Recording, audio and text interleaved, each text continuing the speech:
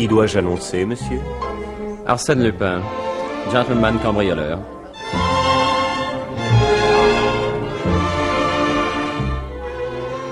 La radiodiffusion-télévision française vous présente une production de Maurice Renaud, Les aventures d'Arsène Lupin, adapté par Jean Marcillac d'après l'œuvre de Maurice Leblanc, réalisation Abder Isker.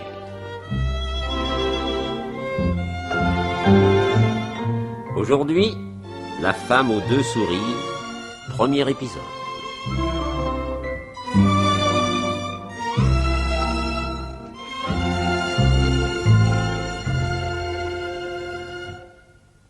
Bonsoir mes chers amis. Un soir de l'été 1913, nous étions allés dîner, mon ami Arsène Lupin et moi, au bord de la Seine, dans un petit caboulot de Rueil. Et, sous un ciel criblé d'étoiles, nous évoquions des souvenirs. Nous parlions des femmes que nous avions connues. Dites plutôt, mon cher, des femmes que nous avons cru connaître. Car, depuis Ève, le mystère de l'âme féminine reste insondable. Et parfois, on s'imagine avoir compris le mécanisme psychologique de son épouse ou de sa maîtresse, et puis la marionnette fait 3 petits tours, et vous voilà perdu. Vous ne savez plus à qui vous avez affaire. Tenez, moi qui vous parle, j'ai été éperdument amoureux d'une femme qui, elle, avait 2 sourires. Oui, l'un qui exprimait la joie de vivre, et l'autre une angoisse presque tragique. Il est vrai que les circonstances dans lesquelles nous nous sommes connus et les drames qui ont suivi nous faisaient éprouver des émotions particulièrement variées. Racontez-moi ça. Quoi, vous voulez connaître mon aventure avec la femme aux 2 sourires? Vous m'en avez déjà trop dit pour vous arrêter là. Soit. Mais je vous préviens, hein, il va falloir que je remonte jusqu'en 1896. Remontez, mon cher, remontez, je vous suis. Eh bien, imaginez-vous dès maintenant que vous collez une oreille indiscrète contre la porte du bureau de monsieur Villeroy, un directeur de la police judiciaire. Il écoute le rapport du commissaire Gorgeret, un bon gros, ambitieux et tenace. Comment les choses se sont-elles passées, exactement? Eh bien voilà. Monsieur et madame de Jouvel possèdent un très beau manoir à Volnic, en Auvergne. Le 2 mai dernier, ils avaient invité à déjeuner une dizaine d'amis, dont l'élégant marquis d'Erlemont et la cantatrice Elisabeth Ornain. On prend le café sur la terrasse, devant un très beau parc au fond duquel s'élèvent sur un terre-plein les ruines d'une chapelle Renaissance. Et voilà que les invités ont l'idée de demander à Elisabeth Ornain de monter jusqu'à ces ruines et de chanter dans ce décor tellement plus merveilleux qu'un décor de théâtre. Elle accepte et descend dans le parc, accompagnée du marquis d'Erlemont. Arrivés au fond, ils disparaissent derrière un épais rideau d'arbustes et, au bout d'un moment, la cantatrice reparaît, seule, gravissant les marches qui la conduisent aux ruines. Le marquis, lui, revient sur ses pas, et tandis qu'il rejoint les invités, Elisabeth se met à chanter. Le personnel du château et de la ferme accourt pour écouter. Il paraît que l'impression éprouvée par la vue et l'audition de cette belle jeune femme chantant Wagner dans ce cadre exceptionnel n'était comparable à aucune autre. Oui, je veux bien le croire. Soudain, elle se tait, s'immobilise et s'écroule morte. Quoi, congestion, crise cardiaque? Non.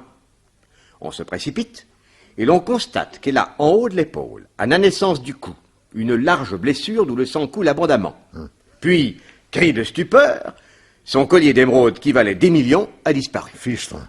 Et le plus stupéfiant, c'est que les assistants n'ont rien vu et que malgré toutes les recherches, on n'a retrouvé ni armes, ni projectiles, ni assassin. Elle a tout de même pas été tuée et volée par l'opération du Saint-Esprit. Il y a eu crime, cela ne fait aucun doute. Mais chose curieuse, la plaie n'a pas été faite par une balle de fusil ou de revolver tiré à distance, mais par un instrument contondant, marteau ou casse-tête. Et là-dessus, le médecin légiste est formel. Et le collier, on l'a retrouvé? Non. On en est encore à se demander par quel miracle l'agresseur a pu s'échapper, alors que plusieurs domestiques qui écoutaient aux fenêtres du dernier étage n'ont à aucun moment quitté des yeux la chanteuse, ni le terre-plein où elle se trouvait. Enfin, si le voleur était venu jusque-là, il l'aurait vu approcher, arracher le collier et s'enfuir. L'assassin était peut-être caché sous du lierre ou dans un trou. J'ai cherché pendant plus d'une semaine, aucune cachette possible. Et derrière ce terre-plein, qu'y a-t-il? Un ravin à pic. Et à 40 mètres, en bas, des douves où coule un torrent très rapide. De ce côté-là, impossible de descendre et de s'enfuir. Alors, conclusion. Mystère total, je n'y comprends rien. Moi qui comptais sur vous. Décidément, on n'est pas aidé. Très impressionnés par ce drame mystérieux, monsieur et madame de Jouvel vendirent leur château. Et l'acheteur exigea du notaire le secret le plus absolu sur son identité.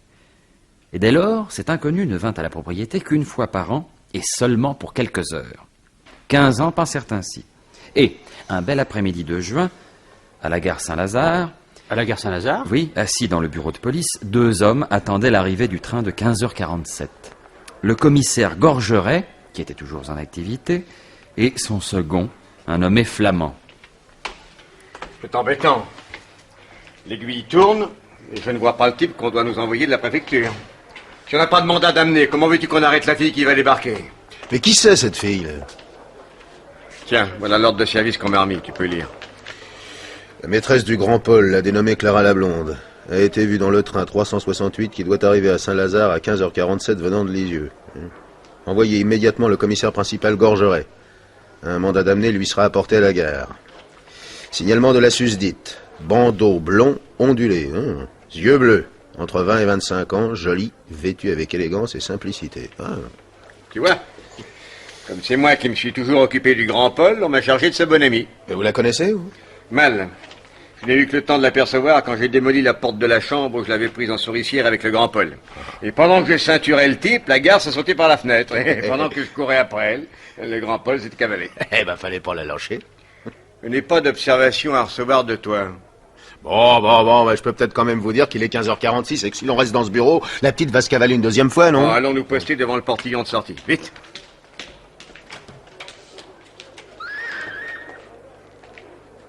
Attendez, voilà le train qui arrive en gare, là. Pardon, monsieur. Pardon. Pardon, madame. Ah, c'est un abruti qui ne m'apporte pas le mandat d'amener. Les voyageurs vont descendre et passer par ce portillon. Ouvre l'œil et le bon. À quoi ça sert si on ne peut pas l'arrêter? Ah, on la prendra en filature, idiot. Ah bon. Au moins savoir où on va. Alors, on a fait bon voyage. Billet, s'il vous plaît. Très bon. Merci. Vous avez peur d'être en retard, j'ai pris un taxi et vous arrivez. Et votre billet, monsieur, s'il vous plaît. Merci. Oh, patron! Regardez la jolie blonde qui s'amène, là. Oui, c'est elle, je la reconnais. Un beau brin de fille, dites donc. Oui, ben, pour ça, c'est pas l'heure. N'ayons l'air de rien et prenons-la en filature. Elle va sauter dans un taxi à la sortie de la rue d'Amsterdam. Alors, tâche d'écouter l'adresse.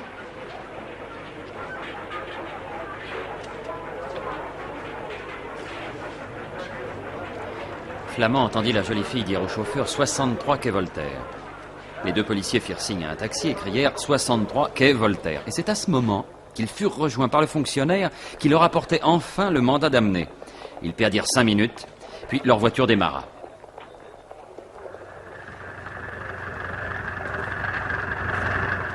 Alors, le taxi qui venait derrière fut hélé par un individu au teint basané qui lui aussi lança au chauffeur 63 quai Voltaire.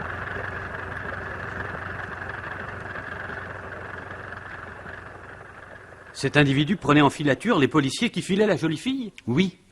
Or, à cette époque-là, mon cher, j'habitais l'entresol du 63 quai Voltaire. La maison où se rendait la petite? Oui. Alors, une demi-heure plus tard, on sonne chez moi. J'allume, au fond de la bibliothèque, l'écran spécial qui reflétait l'image de la personne qui sonnait. Et que vois-je? Un ravissant minois. Vous pensez si j'ouvre? Excusez-moi de vous déranger, monsieur. La concierge est absente. Pourriez-vous me dire à quel étage habite le marquis d'Erlemont? C'est moi, mademoiselle.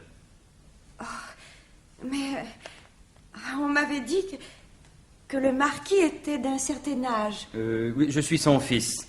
Il n'a pas de fils. C'est pas possible. Alors, en ce cas, mettons que je ne sois pas son fils. Ça n'a d'ailleurs aucune importance.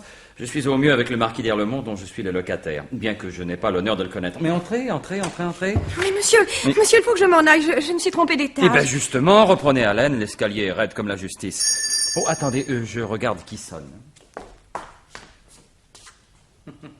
Il commode mon petit système, hein. Mais ma parole, c'est le célèbre commissaire Gorgeret. Oh, un vilain coco.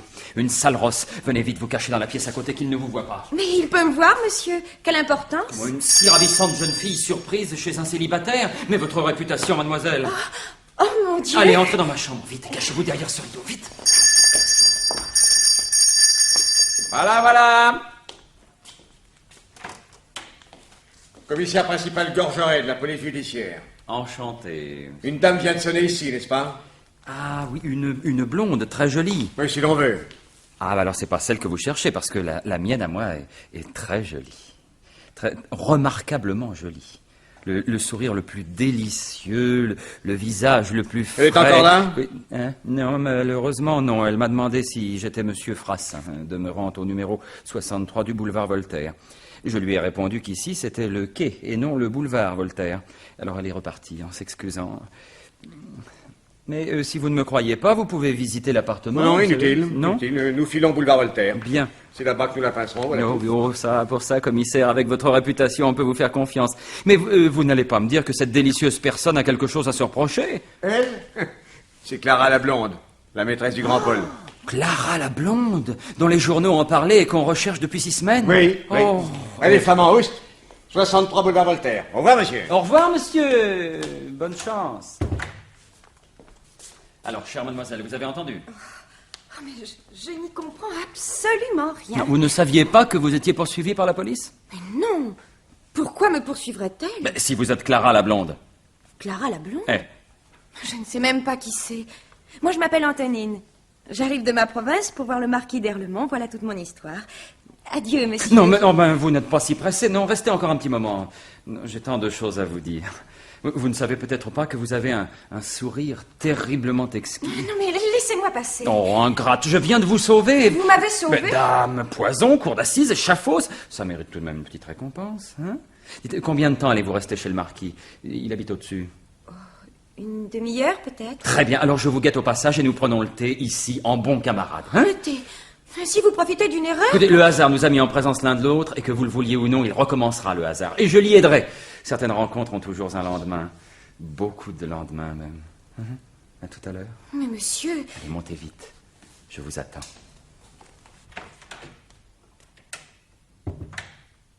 Le marquis Jean d'Erlemont, qui avait bien vieilli depuis 15 ans, ressemblant de moins en moins à un don Juan, prit des mains de son valet de chambre la lettre qu'il lui tendait.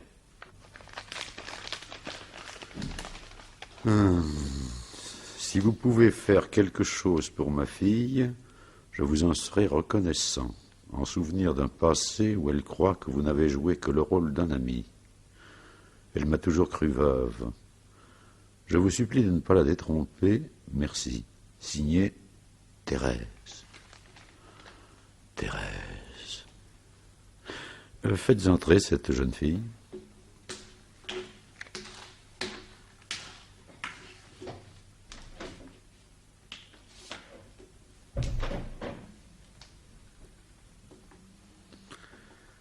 Soyez la bienvenue, mademoiselle. Je n'ai certes pas oublié votre maman. Comment va-t-elle? Elle est morte il y a 5 ans, monsieur. Oh. Elle avait écrit cette lettre à tout hasard pour le cas où j'aurais besoin d'un appui. Sa vie n'a pas été trop dure. Oh, elle a été très courageuse et elle m'a donné toutes les joies. Comment vous appelez-vous? Antonine, Quel âge avez-vous? 23 ans. 23 ans, déjà. En quoi puis-je vous être utile? Que désirez-vous? Surtout n'être à la charge de personne. Et ne dépendre de personne. Oh, je ne crains pas d'obéir. Très bien. Que savez-vous faire? Beaucoup de choses, je crois. Mais je n'ai aucun métier. Voulez-vous être ma secrétaire? Avec joie. Si je ne prends la place de qui que ce soit. Non, rassurez-vous. Ils causèrent longuement. Le marquis devait s'en aller le lendemain en auto pour un voyage d'affaires. Elle accepta de l'accompagner. Après qu'elle lui eut donné l'adresse de la pension de famille où elle avait l'intention de descendre, il fut convenu qu'il passerait la prendre en voiture. Et quand elle eut quitté le marquis, elle commença à descendre l'escalier. Mais elle s'arrêta soudain en entendant des cris sur mon palier. Vous êtes payé ma tête, monsieur. Au 63 du boulevard Voltaire, c'est un terrain vague. Mais qu'est-ce que vous voulez que j'y fasse? En outre, je voudrais bien savoir ce qu'est devenu un mandat d'amener que j'avais dans ma poche quand je suis venu ici. Un mandat? Contre la demoiselle Clara? Mais on a crié dans cet escalier. Clara la blonde, c'est elle. Non, venez, commissaire, venez, le Non, mandat mais est sur mon lâchez-moi, bureau. vous. Non, venez, je vais vous le rendre. Allez-vous me lâcher, voyons. Ce mandat, il faut bien que je vous le rende. Oui, je me fous de ce mandat. Mais pas moi, allez, Mais venez. pendant ce temps-là, la petite fiche le camp. Pourquoi votre copain n'est donc pas là? Oui, dans la rue, oui, mais il est si bête. Ah, enfin. Vous voilà chez moi. Mais je veux sortir. Je ne peux pas ouvrir cette porte. Ouvrez-moi, je vous l'ordonne. Impossible. Et votre serrure est truquée. Monsieur le commissaire principal, voici votre mandat. Comment est-il sorti de ma poche? Hein? Je l'ai trouvé par terre. Oh, des blagues. C'est comme lorsque vous m'avez expédié boulevard Voltaire, la petite était ici, n'est-ce pas? Oui. Mais ça qui vous a permis? Mais mon bon cœur. Enfin, voyons, vous auriez livré, vous, cette jolie blonde pour qu'on la jette en prison? Mais à ma place, vous auriez fait comme moi. Vous m'auriez envoyé balader boulevard Voltaire. Ainsi, la maîtresse du grand Paul était là.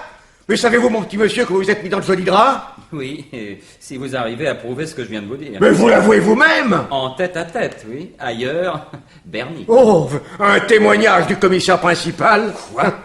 Vous auriez le courage de crier par-dessus les toits que vous avez été roulé comme un collégien?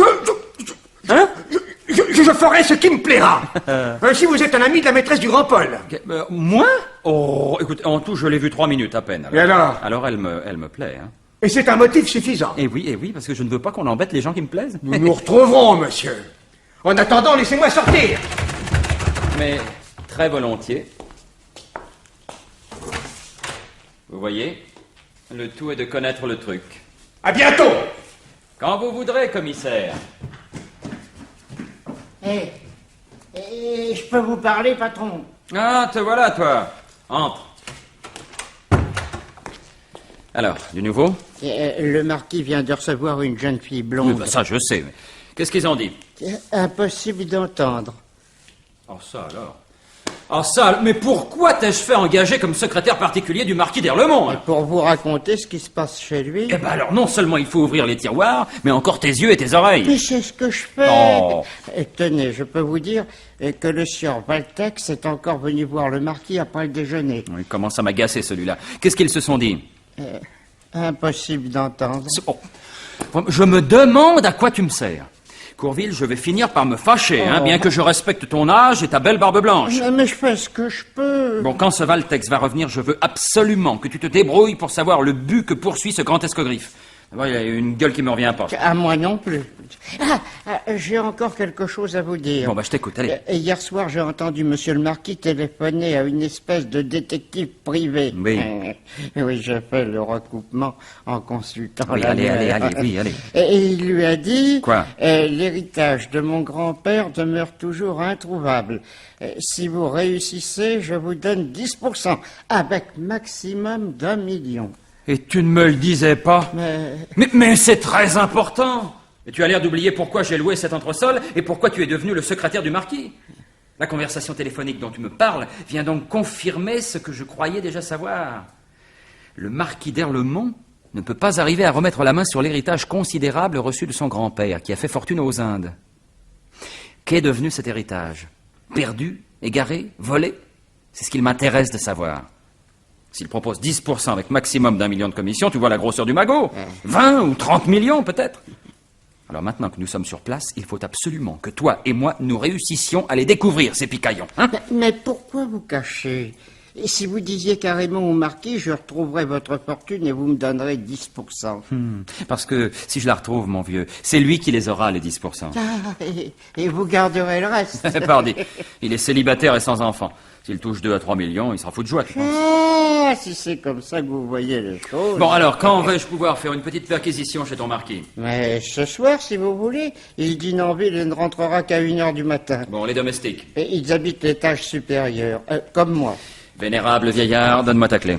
Voilà. Bien, merci. À 10h, tu t'enfermes dans ta chambre. Au cas où il y aurait un risque quelconque du côté des domestiques, tu descends me prévenir. Hein? Entendu. Bon, allez, remonte vite et à demain. Hein? À demain, patron.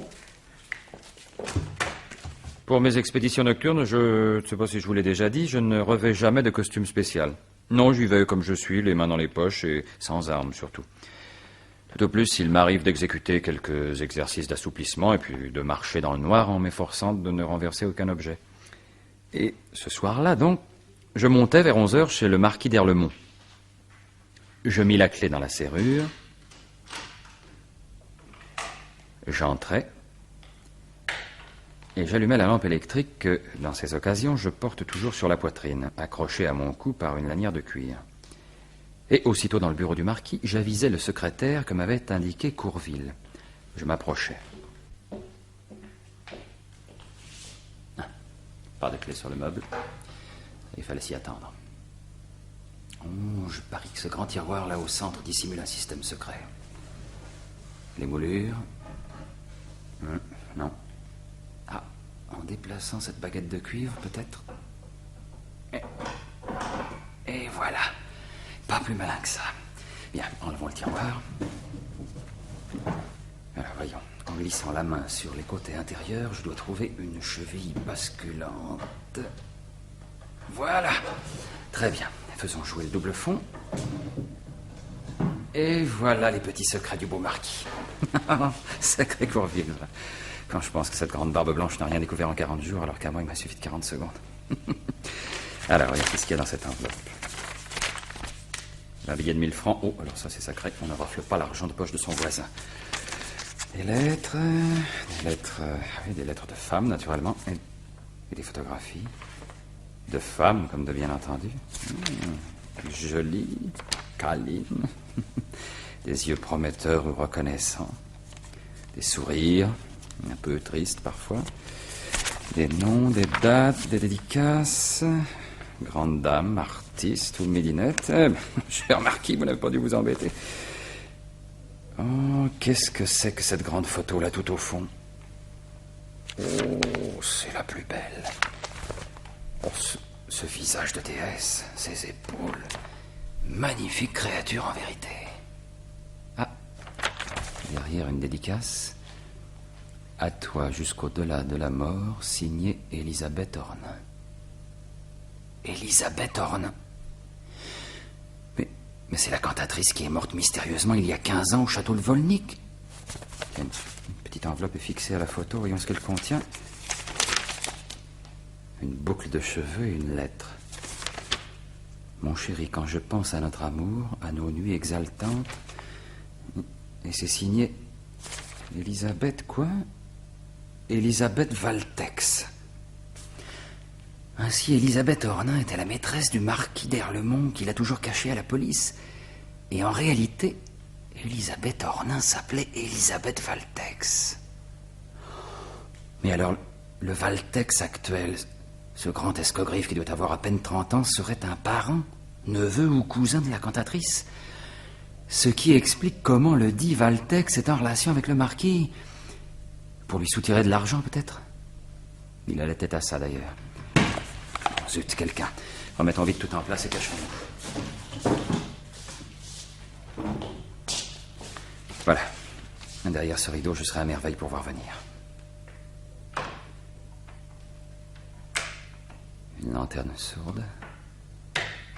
Un cambrioleur. Il y a de la concurrence. Mais ma parole, mais c'est une femme. Elle va droit au secrétaire. Très au courant, la petite dame. Et elle ouvre le même tiroir que moi. Et elle compulse des photos, comme moi. Ça y est. Elle a trouvé ce qu'elle cherchait. Une photo d'un format plus petit que celle d'Elisabeth. J'aimerais bien savoir ce que c'est que cette photo. Bonsoir. On ne te sauve pas, ma belle, je ne te ferai aucun mal. Antonine. Laissez-moi. Antonine. Oh, je comprends maintenant pourquoi vous êtes venue ici cet après-midi. En reconnaissance, n'est-ce pas? Et puis ce soir... Non, mais je n'ai pas volé. Je n'ai pas touché au billet. Ah, moi non plus. Mais enfin, tout de même, il faut bien le dire, nous ne sommes pas venus ici pour prier la Sainte Vierge. Mais qui êtes-vous? Je ne vous connais pas. Ah, bah, alors ça, c'est pas gentil, Antonine. Moi qui croyais avoir fait sur vous une telle impression. Je ne m'appelle pas Antonine. Je m'appelle pas non plus Raoul. On a des noms par douzaines dans notre métier. Quel métier? La cambriole. Je vous jure que je ne suis pas une cambrioleuse. Allons donc. Vous n'avez pas volé d'argent, mais une photo qui représente pour vous une telle valeur que vous n'avez pas craint de jouer les souris d'hôtel. Pour moi, c'est kiff-kiff. Allez, vite. Allez, montrez-la-moi cette précieuse photo que vous avez empochée en me voyant. Non. Ah, s'il le faut, je vous la prendrai de force. Hein. Laissez-moi. Comme tu es belle quand tu es en couleur. Regarde-moi cette bouffe. Chérie. Mon goujat. Ah. Qui aurait supposé tant de pudeur chez la maîtresse du Grand Paul? Le grand Paul? Qui est-ce?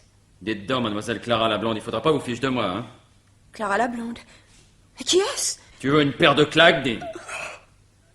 Alors, bon, quoi, qu'est-ce que j'ai dit? Allons, calme-toi. Ah, Antonine ou Clara, tu as un si joli sourire.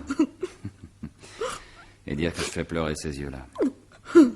Quoi, allez, qu'est-ce qui se passe? Le grand Paul te persécute, hein? C'est ça? Il te recherche et tu as peur? C'est bien ça? Oui. Bon, eh ben maintenant, faut plus avoir peur puisque je suis là. Seulement, il faut tout me dire. Je ne peux pas. Me voyons, mon petit, allons. Mais d'abord, je ne vous connais pas. Tu ne me connais pas et pourtant, je suis sûr que tu as déjà confiance en moi. Peut-être. Comment as-tu connu le grand Paul? Hein? Pourquoi voulais-tu ce portrait? Ne me demandez rien. Pas aujourd'hui. Mais un jour perdu, une heure, c'est beaucoup. Je vous en supplie. Bon, bah, je n'insiste pas. Mais promettez-moi que nous nous reverrons. Oui, je vous le promets. Et vous aurez davantage confiance en moi? Oui. Bon. Alors, en quoi puis-je vous être utile? Accompagnez-moi. Et qu'est-ce que vous craignez? En venant ici ce soir, j'ai eu l'impression que la maison était surveillée. Par la police? Non. Par qui alors? Par le grand Paul et ses amis. Il m'a semblé le reconnaître contre le parapet du quai. Et pas loin de lui, son principal complice, qu'on appelle l'Égyptien. Et le grand Paul, il y a longtemps que vous l'avez quitté? Oh, plusieurs semaines. Bah, il ne pouvait donc pas savoir que vous veniez ici aujourd'hui? Non. Bah alors, qu'est-ce qu'il fait là? Il rôde autour du marquis pour les mêmes raisons que vous. Mais je ne sais pas. Une fois, il a dit devant moi qu'il lui en voulait à mort. Pourquoi? Mais je ne sais pas. Et vous connaissez ses complices? L'Égyptien seulement. Où le retrouve-t-il? Dans un bar de Montmartre dont j'ai entendu un jour qu'il donnait le nom tout bas. Vous vous rappelez? Oui, les écrevisses. Bien, maintenant filons. Mais ne craignez rien, je réponds de tout. Oh, merci. La nuit était brumeuse. Il y avait des halos autour des réverbères. Aucun passant. Seulement 4 silhouettes assez inquiétantes qui manœuvrèrent aussitôt pour nous encercler. Prenez garde. Ce sont eux. Le grand Paul, c'est celui qui a l'air d'un échassier? Oui. Parfait. On va s'expliquer tout de suite. Surtout ne criez pas. Regardez. Une automobile les suit. Oh, je suis sûre qu'ils sont venus pour m'enlever. Attention! En voilà 2 qui courent sur nous. Halte, mes agneaux. De quoi? Et ça! Et toi, encaisse ça! Et les autres qui foutent le camp comme des lapins. Bande de trouillards. Pas moi. Tiens, la tour Eiffel. Passage interdit, mon minet. Laisse filer cette blonde enfant. Elle ne veut plus de toi. Tu devrais le savoir. Partez, Clara. Clara! Passera pas. C'est amusant, hein? Il y a un gars haut sur pattes qui voudrait courir et puis un plus petit qui veut pas. Et ça y est, voilà, elle est partie. Plus de danger pour elle. Et maintenant, la vraie bataille va commencer. Alors, t'es prêt, grand Paul? T'es prêt? Allez, lâche ce revolver. Lâche, je te dis. C'est comme des menottes au poignet, ça, hein? Eh oui. Je serre un peu fort, mais tant pis, il fallait pas venir. Oh, un si beau revolver dans le ruisseau. Ah, ça les arrange pas, tu sais. Allez, maintenant, viens un peu à la lumière, que je vois ta gueule. Tu vas venir, non? Et tu vas lever la tête, oui, tiens! Tu vas la lever, dis! Valtex. Ah bah voici, je m'attendais à celle-là, moi. Ah, alors Valtex, c'est le grand Paul, et le grand Paul, c'est Valtex. Ah oui. Valtex porte un veston élégant et un chapeau de soie. Et Paul, un pantalon à tire-bouchon et une casquette d'Apache. Voilà, homme du monde et chef de bande. Ben bravo. Moi aussi, je te connais. T'es le type de l'entresol. Monsieur Raoul, pour te servir. Et nous voilà tous les deux sur la même affaire. C'est pas de veine, hein? Sans compter qu'à partir de dorénavant, Clara la blonde, elle est à moi. Et à moi seul. Non, ça, je te défends. Tu me défends, mais regarde-toi donc. T'as une demi-tête de plus que moi et t'es là entre mes pinces. Fichu. Maté. Mais rebiffe-toi donc. Je te retrouverai. Eh ben, je suis là, profite-en. Allez, vas-y donc. J'aurai ta peau. Et en attendant, tu fous le camp, hein? À bientôt, mon bébé. Ils se sont tous trottés comme des lapins. Ah non, il y en a un qui est resté sur le carreau. Eh ben quoi, mon vieux, ça va plus? C'est toi qu'on appelle l'Égyptien? Ouais. Tu veux gagner 1000 balles? Si c'est pour trahir le grand Paul, rien à faire. Ah, bah mes compliments, toi, au moins t'es régulier. Dis-moi, Clara la blonde, tu sais où elle niche? Non, personne ne le sait. Pourquoi ce guet-apens devant la maison du marquis? Parce qu'elle est venue tantôt. Comment l'a-t-on su? Par moi. Je filais le commissaire Gorgeret. Je l'ai vu attendre l'arrivée du train à Saint-Lazare. C'était la petite qui rappliquait à Paris, camouflée en fille de province. J'ai pris tout le monde en filature et j'ai averti le grand Paul. On a monté la garde toute la soirée. Le grand Paul, je sais qu'il mène une double existence et que son vrai nom est Valtex. Je suis sûr de le retrouver chez le marquis et je peux le dénoncer à la police. Et lui aussi, il peut vous retrouver. On sait que vous habitez l'entresol et que la petite a été vous voir tantôt dangereux. J'ai rien à cacher, moi. Tant mieux pour vous. Le grand Paul a de la rancune et il est toqué de la petite. Méfiez-vous. Et que le marquis se méfie aussi. Le grand Paul a des projets pour lui. Ah, lesquels? J'en ai déjà trop dit. Soit. Tiens, voilà 2000 balles. Et 20 francs pour te payer un taxi. Taxi! Hé, taxi!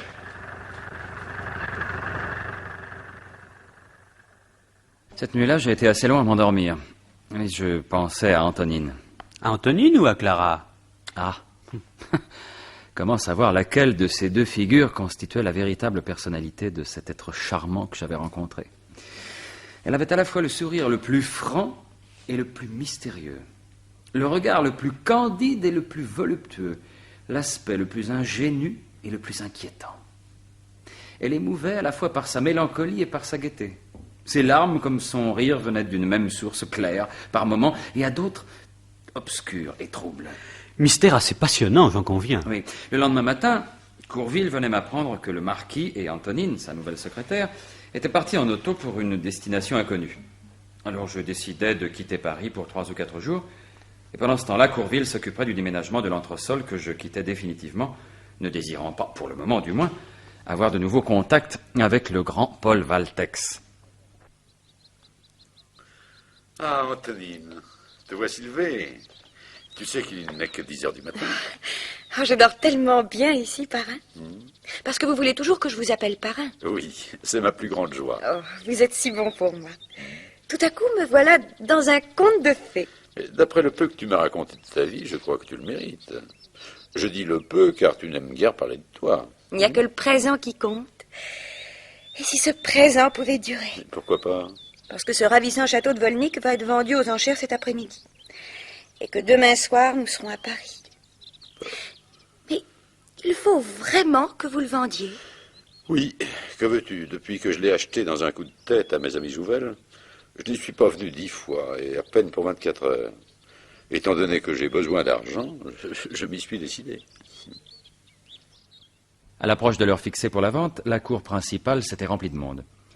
Pendant le déjeuner, le marquis avait raconté la mort tragique d'Élisabeth Ornain à Antonine, qui, peu soucieuse de se mêler aux acheteurs éventuels, traversa le parc et gagna le terre-plein tragique. Les hautes herbes et les ronces envahissaient les ruines. Les colonnes Renaissance disparaissaient sous des manteaux de lierre. Soudain, Antonine poussa un cri. Un homme se dressait devant elle. Le commissaire Gorgeret. Par exemple, ça c'est de la veine. La petite blonde que j'ai ratée 3 fois l'autre jour. Et qu'est-ce que vous fichez là? Alors vous aussi, vous vous intéressez à la vente du château. Et là, ne vous donnez pas tant de peine. Avec toutes ces ronces, il n'y a pas moyen de filer à l'anglaise, on est bloqué. Quelle revanche pour Gorgeret, hein? Depuis tant d'années que je ne quitte pas de l'œil l'affaire ténébreuse de ce château, voilà que je viens fureter par ici au jour de la vente, et je me trouve nez à nez avec qui? Avec la maîtresse du grand Paul. Mais monsieur... Et il me semble qu'on a peur, hein? On en fait une grimace. Évidemment, la situation n'est pas brillante. Il va falloir expliquer à Gorgeret en quoi la liaison de Clara la blonde et du grand Paul se rattache à l'aventure du château et le rôle que le grand Paul joue là-dedans. Tout ça est captivant. Et je ne donnerai pas ma place pour un empire. Monsieur, vous vous trompez. Pas de monument. Mandat d'amener qui va me permettre de vous arrêter, je l'ai encore sur moi. Le voici. Vous voulez que je vous le lise? Pas la peine, n'est-ce pas? Vous allez m'accompagner docilement jusqu'à mon auto. Et à Vichy, on prend le train pour Paris. Non? Vous souriez? Pourquoi souriez-vous? Parce qu'elle vient de voir que je suis derrière toi, et que si tu fais un geste, je t'abats comme un chien. Haut les mains.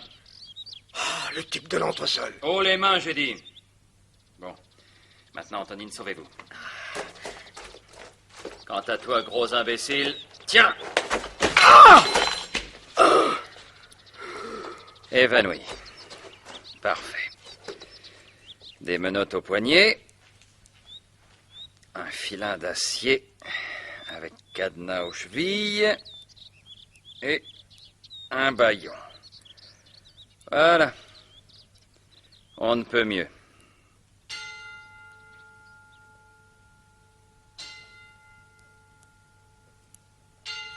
« 3 heures. Les enchères commencent. Ne ratons pas ça. »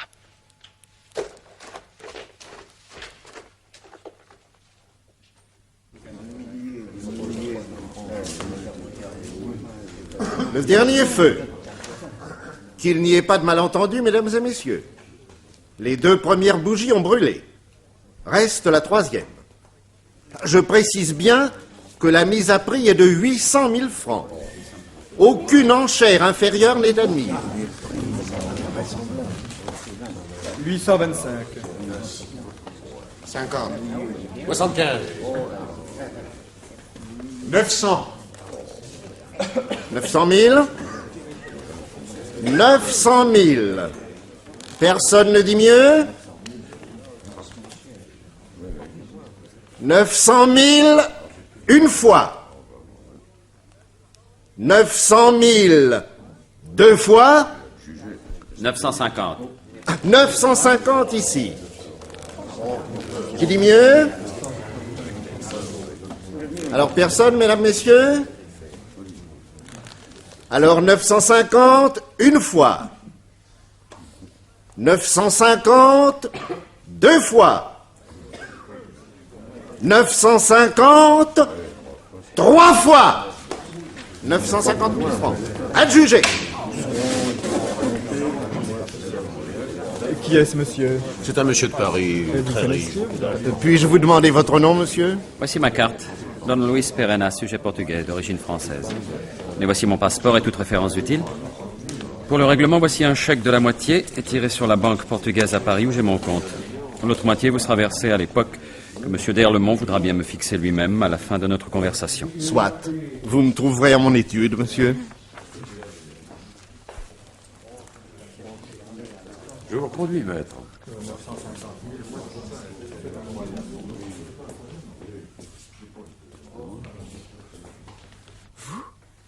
Ainsi, c'est vous qui avez acheté ce château? Eh oui, ma charmante enfant. Oh, mais laissez-moi. Oh, voulez-vous me laisser? Un baiser, un tout petit baiser pendant que nous sommes seuls. Oh, si vous continuez, j'appelle. Non mais dites donc, l'autre nuit dans la bibliothèque du marquis, vous étiez plus souple. Que voulez-vous dire? Nous nous retrouverons, ma chérie. Nous nous retrouverons. Attention, voilà mon parrain. Je suis à vous, monsieur. Que désirez-vous? Récupérer l'héritage dont vous avez été frustré. L'héritage? Oui, celui de votre grand-père, celui qui a disparu et au sujet duquel vous avez fait faire par une agence d'inutiles recherches. Vous êtes détective? Non, mais un amateur qui aime à rendre service. Cela m'amuse de résoudre des énigmes. Et quelles sont vos conditions? Oh non, je travaille gratuitement, monsieur, pour l'amour de l'art. Vraiment? Oui, et puis je vous posais quelques questions? Je vous écoute. Bien. Au cours de l'enquête sur la mort mystérieuse de la cantatrice Elisabeth Ornin, pourquoi avez-vous caché à la police les liens qui vous unissaient à elle? Et pourquoi par la suite avez-vous acheté ce château? Était-ce dans le but d'effectuer des recherches? Enfin, y a-t-il un rapport entre ce drame et le vol de l'héritage dont vous avez été victime? Les deux affaires ont-elles eu la même origine, les mêmes développements, les mêmes acteurs? Ce sont là, monsieur, des questions bien indiscrètes, auxquelles je ne vois pas la nécessité de répondre. Eh bien, tant pis, monsieur le marquis. Je me passerai de vous et, quoi que vous fassiez, je vous jure que je découvrirai la vérité.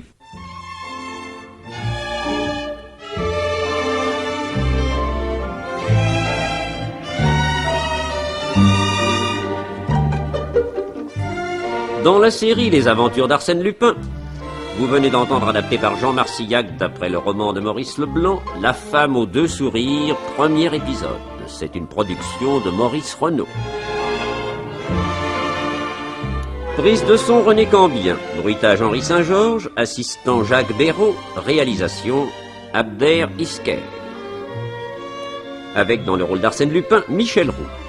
et Antoine Balpétré, Yves Vincent, Fernand Fabre, Georges Hubert, Michel Gatineau, Géo Valery, Jean Mauvais, Noël Darzal, Théo Géane, Henri Djanik, avec Anne Carrère dans le rôle d'Antonine. Le conteur Robert Marcy, speaker Maurice Poinsett.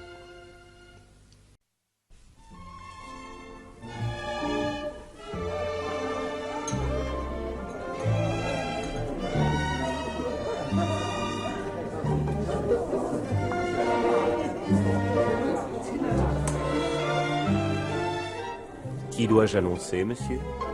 Arsène Lupin, gentleman cambrioleur. La radiodiffusion télévision française vous présente une production de Maurice Renaud, Les aventures d'Arsène Lupin, adapté par Jean Marcillac d'après l'œuvre de Maurice Leblanc. Réalisation Abder Isker.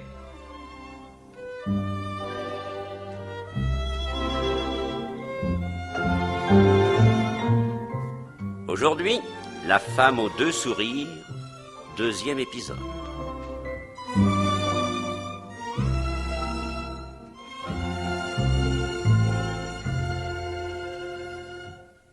Bonsoir mes chers amis.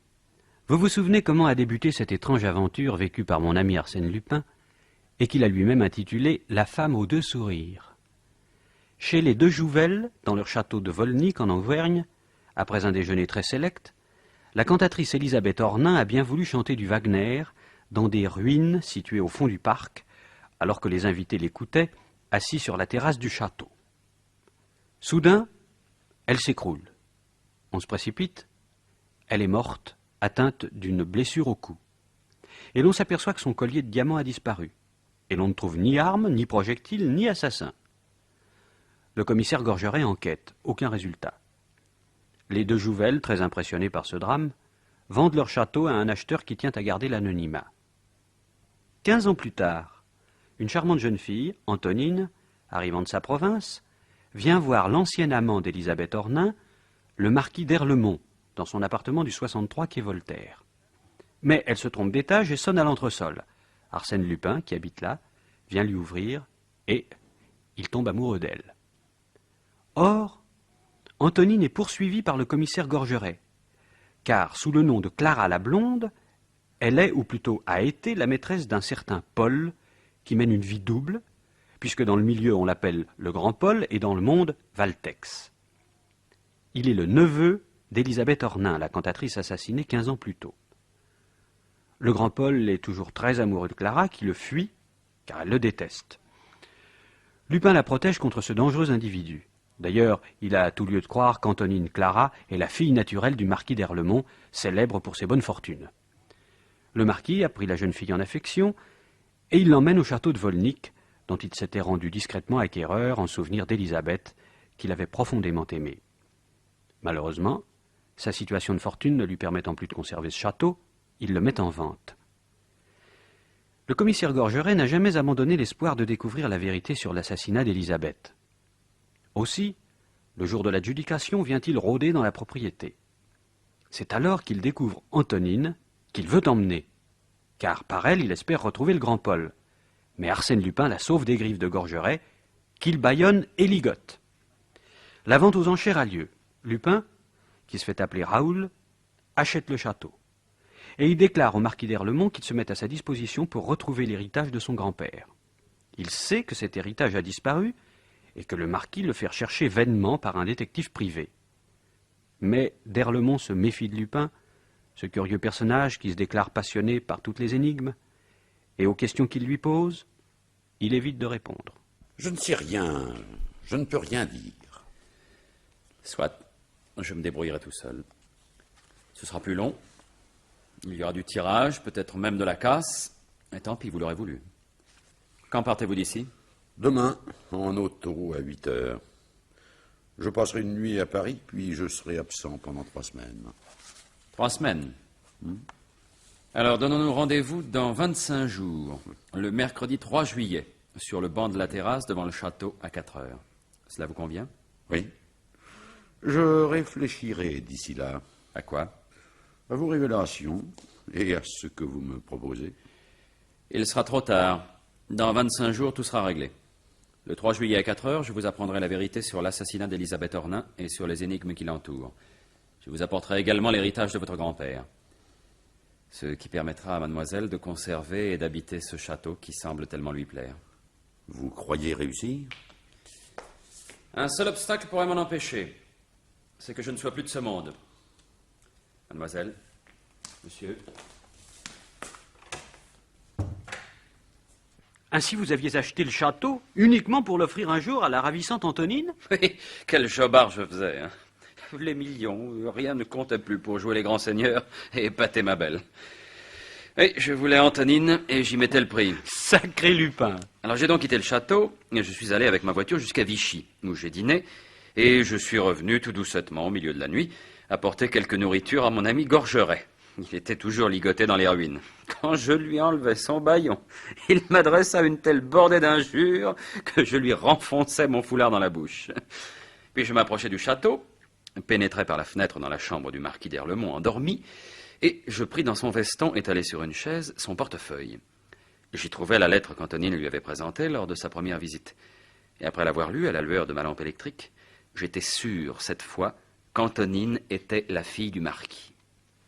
J'enjambais de nouveau la fenêtre, et je me glissais jusqu'à celle dont le charme et la beauté finissaient par m'obséder. Comme un jeune chat, vous sautez dans sa chambre, et enfin, vaincu par votre audace et votre séduction, elle subit avec joie vos douces violences. Eh bien, mon cher, pas du tout. Je l'ai regardé dormir, ému par son paisible visage d'enfant, et je suis reparti sur la pointe des pieds. Poète. Là-dessus, j'ai regagné Paris. Je me suis assuré que mon fidèle Courville avait à peu près vidé l'entresol que j'occupais quai Voltaire, et je le priai de venir s'installer avec moi dans mon pavillon d'Auteuil. Puis je courus à la gare de Lyon attendre l'arrivée du train de Vichy, persuadé que j'y verrais le commissaire Gorgeret. Il ne pouvait pas ne pas s'être dégagé de ses liens, ou tout au moins avoir appelé au secours. Le temps de gagner Vichy et d'attraper le rapide de 3 heures, il y avait de fortes chances pour qu'il fût dans ce train-là. Et en effet, j'aperçus sa grosse silhouette parmi la foule qui sortait. Je m'avançai, souriant.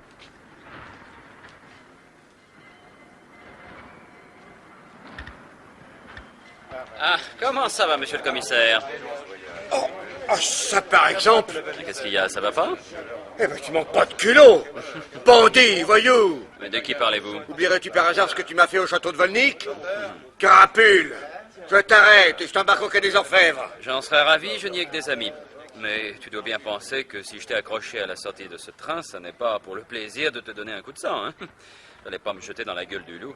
Et quelle gueule, simplement pour la rigolade. Qu'est-ce que tu veux? Te parler de quelqu'un. De qui? De ton ennemi personnel. De celui que tu as capturé et qui t'a filé entre les pattes, et dont l'arrestation définitive doit être l'obsession de tes pensées et la gloire de ta carrière. Du grand Paul? Oui. Et alors? Eh bien, je peux te refiler tous les renseignements qui te permettront de l'arrêter dès ce soir. Tes conditions? Tu fiches la paix à Clara la Blonde et à moi. D'accord. Sur l'honneur? Toujours. Bon. Il me faut 5 hommes, sans te compter. Fichtre. Les autres sont donc nombreux? Probable. M'amènerai avec 5 gars. Tu connais un type qu'on appelle l'Égyptien? Oui. Un dur? C'est le bras droit du grand Paul. Sans blague. Il se retrouve chaque soir à l'apéritif. Où ça? À Montmartre, au bar des écrevisses. Tu le connais? Moi aussi. Ils descendent dans une cave et de cette cave, ils peuvent filer par une issue dérobée. C'est bien ça? C'est ça même. Bon, rendez-vous là-bas à 7h moins le quart. Vous sauterez dans la cave tous en bloc, revolver au poing. J'y serai avant vous, mais attention, ne pas tirer sur un brave type à tête de jockey anglais parce que ce sera moi. Hein. Et puis poster 2 agents à la sortie dérobée pour cueillir les fuyards. Entendu? Entendu.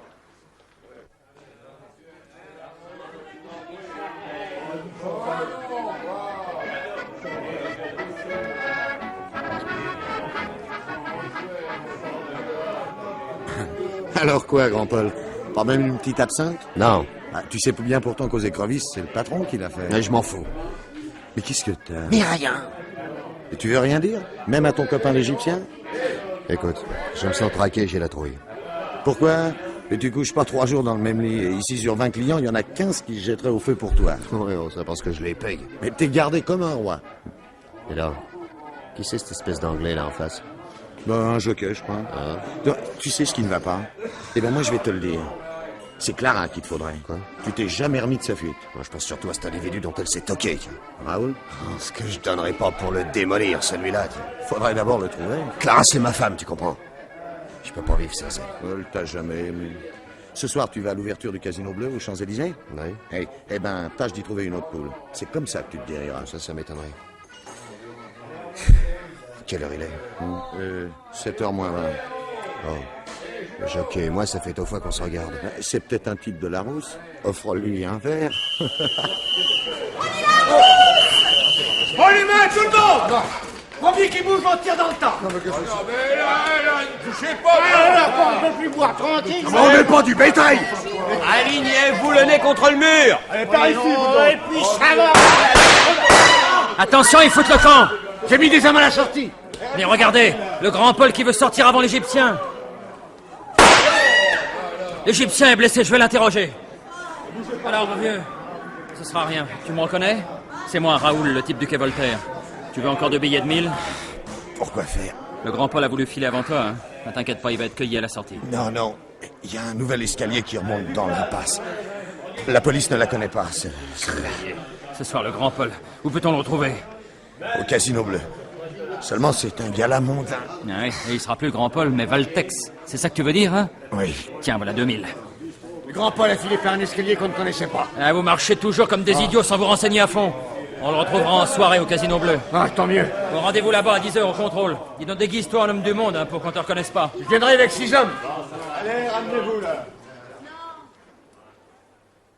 Je rentrai en vitesse à mon pavillon d'Auteuil.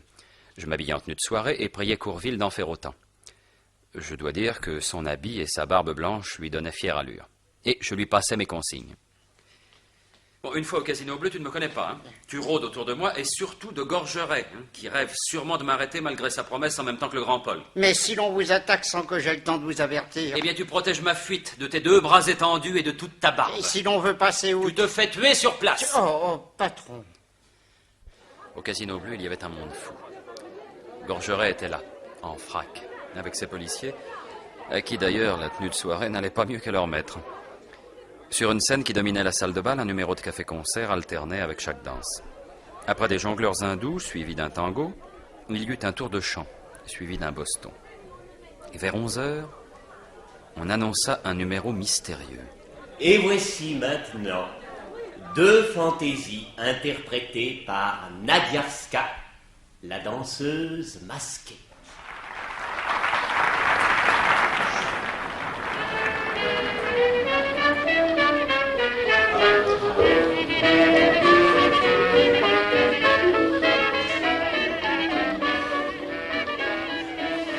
En attendant, le grand Paul, il est toujours pas là. Si, il vient d'arriver. Là, à droite, à côté de M. Gordon Bennett. Tu crois que c'est lui? Oui, mais cette fois un gentleman. Il a de l'allure, ne te trouves pas? Alors cette canaille-là a 2 vies? Oui. Comme le procureur Lers? Exactement. Mais moi, ce qui m'intéresse le plus, c'est la façon dont il regarde la danseuse masquée. Je crois qu'avec ses cheveux blonds, elle doit lui rappeler Clara. Mais... Oh, ça par exemple! Quoi donc? Veux-tu parier que c'est elle? Qui? Clara la blonde? Ça, alors, il faut reconnaître que cette danseuse lui ressemble à un point. Quoi, tu vois ça à travers son masque? Tu as de bons yeux. C'est exactement la même couleur de cheveux, le même corps fin et harmonieux, la même distinction. Oh, puis alors les jambes sont ravissantes. Attention, hein. Le grand Paul a l'air de se faufiler vers les coulisses. Il y a une petite porte à gauche de la scène. Tes hommes devraient se masser à la sortie des artistes sur l'avenue latérale et se tenir prêts à entrer par là en cas d'alerte. Je m'en occupe. À tout à l'heure. D'accord.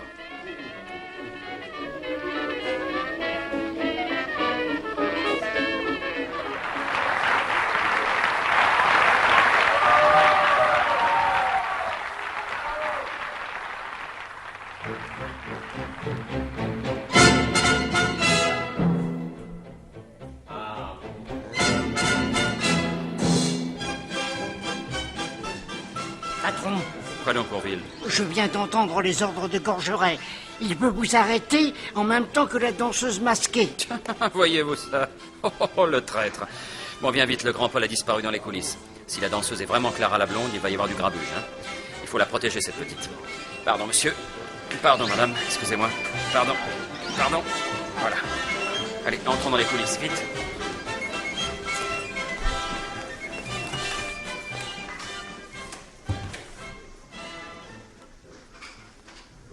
Bonsoir, monsieur Valtex. Vous? Oui. Vous ici? Oui. Vous êtes là pour elle? Vous l'accompagnez? Oui, elle m'a demandé de la protéger contre certains coquins qui lui courent après. Dis donc, à propos, tu sais, le jockey dans la cave, mais c'était moi. Oui, et la police, c'était moi qui l'avais amené, pour te mettre le grappin dessus. Salaud! C'est tout de même moi qui vous ai eu tous, hein? Oui, mais ce soir, ce sera pas pareil. Ah, parce que? Parce que Gorgeret est ici avec ses copains. Vraiment? Oui. Eh ben, j'attends que la petite ait fini de danser, tiens. Bah tiens, écoute, on l'acclame. Attention, elle sort de scène. Si je ne peux pas la voir vivante, toi, tu l'auras morte! Raté! Sur le grand Paul! Les autres sur Raoul et la danseuse! Oh, mais pardon, monsieur. Non, mais qu'est-ce que c'est que cette Quoi? Ne passe pas. Écartez-vous. Non, mais de quoi il se mêle, le barbu, là? Oh, mais dites donc, vous n'avez pas honte d'insulter un vieillard? Quoi? Non, monsieur, vous ne passerez pas. Ah, bah, c'est ce que nous verrons. Pendant que mon brave vieux Courville étendait les bras et faisait obstruction de tout son corps et de toute sa barbe, j'empoignai la danseuse masquée, qui était toujours évanouie, et je l'emportai dans mes bras vers la sortie des artistes. Ma voiture attendait sous les arbres des Champs-Élysées, et avant que les policiers soient sortis de la bagarre et de leur surprise, je filais déjà à 60 à l'heure le long du cours La Reine. Arrivé à mon pavillon d'Auteuil, je déposai la danseuse masquée sur mon lit, et, cette fois, l'angoisse me saisit. Si ce n'était pas Antonine, parce qu'enfin, j'avais agi d'instinct, spontanément, avec une seule idée, sauver cette fille des griffes du grand Paul. Alors, vous l'avez ôté son masque? Oui. Et c'est Antonine qui m'a souri avec un regard de reconnaissance. Alors je me suis penché sur elle et je l'ai prise dans mes bras. Et la nuit que j'ai passée avec elle fait partie d'un de mes plus jolis souvenirs. Dès lors, vous avez filé le parfait amour. Non, attendez. Le lendemain matin, comme nous prenions notre petit déjeuner sur la terrasse, mon valet de chambre m'apporta le journal. Penses-tu qu'il parle déjà de ce qui s'est passé hier soir au Casino Bleu? Oh, les idiots. Faut-il que ce Gorgeret soit bête? Non, mais écoute ça. Le grand Paul, après avoir échappé à la police au cours d'une rafle effectuée au bar des Écrevisses à Montmartre, est arrêté au Casino Bleu. Il réussit cependant à glisser de nouveau entre les mains du commissaire principal Gorgeret et de ses policiers. Mon Dieu! Aïe, ils disent que l'Égyptien est arrêté et que la danseuse masquée a été enlevée par un inconnu. Elle avait été engagée par l'intermédiaire d'un impresario berlinois. On ignore l'identité de cette jeune femme. Ça, je dois dire que j'ai été le premier surpris de te voir sur une scène. Mais depuis combien de temps fais-tu ce métier? Oh, après la mort de ma mère, j'ai pris des leçons d'une ancienne danseuse et j'ai voyagé. Et quelle vie menais-tu? Ne m'interroge pas. J'étais seule, courtisée. Je n'ai pas toujours su me défendre. Où as-tu connu le grand Paul? Valtex? Oui. À Berlin. Je ne l'aimais pas. Mais il avait de l'influence sur moi et je ne me défiais pas de lui. Une nuit, il m'a surprise dans ma chambre après avoir cassé la serrure. Il a été le plus fort. Et vous êtes restés ensemble? Oh, quelques mois seulement. À Paris, il a été compromis dans une affaire. On a cerné sa chambre, j'étais avec lui.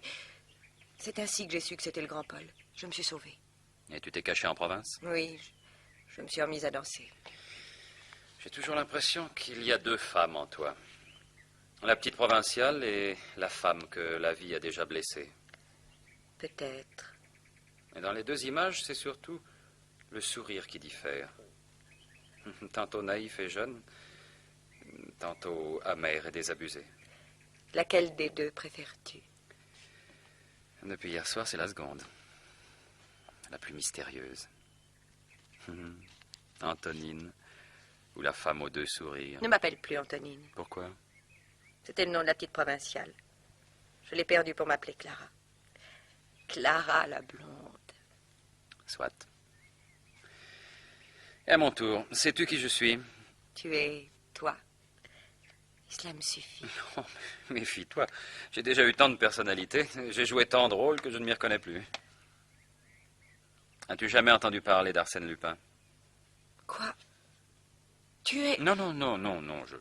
Je prends un point de comparaison. Dis-toi seulement que s'il m'arrive d'être un mauvais sujet, ça ne m'empêche pas d'être un brave type. Souvent. Presque toujours. Mon amour. Pendant des jours et des jours, nous ne sommes pas sortis du pavillon d'Auteuil. Puis, j'ai permis à Clara d'aller se promener un peu au bois, lui recommandant surtout de ne pas entrer dans Paris. Je profitais de ces promenades pour aller, à son insu, jeter un coup d'œil aux environs du 63 quai Voltaire, soupçonnant que le grand Paul devait rôder de ce côté-là et que la police allait peut-être lui tendre un piège. Une fin d'après-midi, étant rentré à Auteuil, je constatai l'absence de Clara. Elle arriva un quart d'heure plus tard. Bonsoir, mon chéri. Tu t'es promené au bois? Oui, l'air m'a fait beaucoup de bien. C'était délicieux de marcher. Tu n'as pas été dans Paris? Non, pourquoi cette question? Parce que je t'y ai vu. Oh, tu m'y as vu en imagination. Non, en réalité. Tu es sorti de la maison du quai Voltaire et tu es reparti en voiture. Tu en es bien sûr? Certain, j'ai envoyé Courville interroger la concierge. Il paraît que c'est la 3e fois que tu viens. Remarque, ces visites n'ont rien que de naturel, puisque tu m'as dit toi-même qu'Erlemont était ton père. Mais pourquoi t'en cacher vis-à-vis de moi? Tu continues à t'entourer de mystères, Clara. Oh, je ne me méfie pas de toi. Des dangers te menacent, je le sais. Si tu ne me dis rien, comment veux-tu que je te protège? Tu me connais assez pour être sûr que je saurai un jour ce que tu ne veux pas me révéler. Seulement ce jour-là, il sera peut-être trop tard. Alors, voyons, parle, chérie. Aie confiance en moi. Pardonne-moi, mais d'ailleurs que je parle ou non, ça n'a pas d'importance. Ça ne peut rien changer à ce qui est ou à ce qui sera. Les femmes, tu sais, sont des enfants, elles se font des idées. Peut-être ai-je tort, mais je ne peux pas, pardonne-moi. Soit. Mais j'insiste de la façon la plus formelle pour que tu ne retournes plus là-bas. Sinon, un jour, tu tomberas sur le grand Paul ou sur la police. Oh, alors n'y va pas non plus, toi. Tu cours les mêmes dangers. Déguisé en vieil amateur de bouquins qui court les boîtes des quais, Courville surveillait en permanence le 63 du quai Voltaire. Je lui avais bien recommandé de ne regagner le pavillon d'Auteuil qu'après avoir fait de nombreux détours afin de semer les suiveurs éventuels. Or, un après-midi que j'étais sorti, mon valet de chambre apporta une lettre à Clara, qui était dans le jardin. Il y a là une automobile. Le chauffeur apporte cette lettre pour mademoiselle. Il attend. Mademoiselle Clara, 27 avenue du Maroc, Auteuil. Mademoiselle, le patron a été blessé sur le palier du 63 quai Voltaire. Il est couché dans la pièce qui lui servait de bureau à l'entresol. Rien de grave, mais il vous réclame respectueusement Courville. Oh mon Dieu, qu'est-ce qui s'est passé? Antoine. Mademoiselle. Regardez cette lettre. Est-ce bien l'écriture de Monsieur Courville? Oui, mademoiselle, il n'y a aucun doute. Le chauffeur m'attend, m'avez-vous dit? Oui, mademoiselle. Il a même dit que c'était très pressé.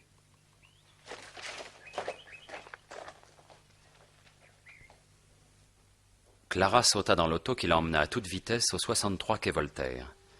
Fébrile, elle sonna à l'entresol.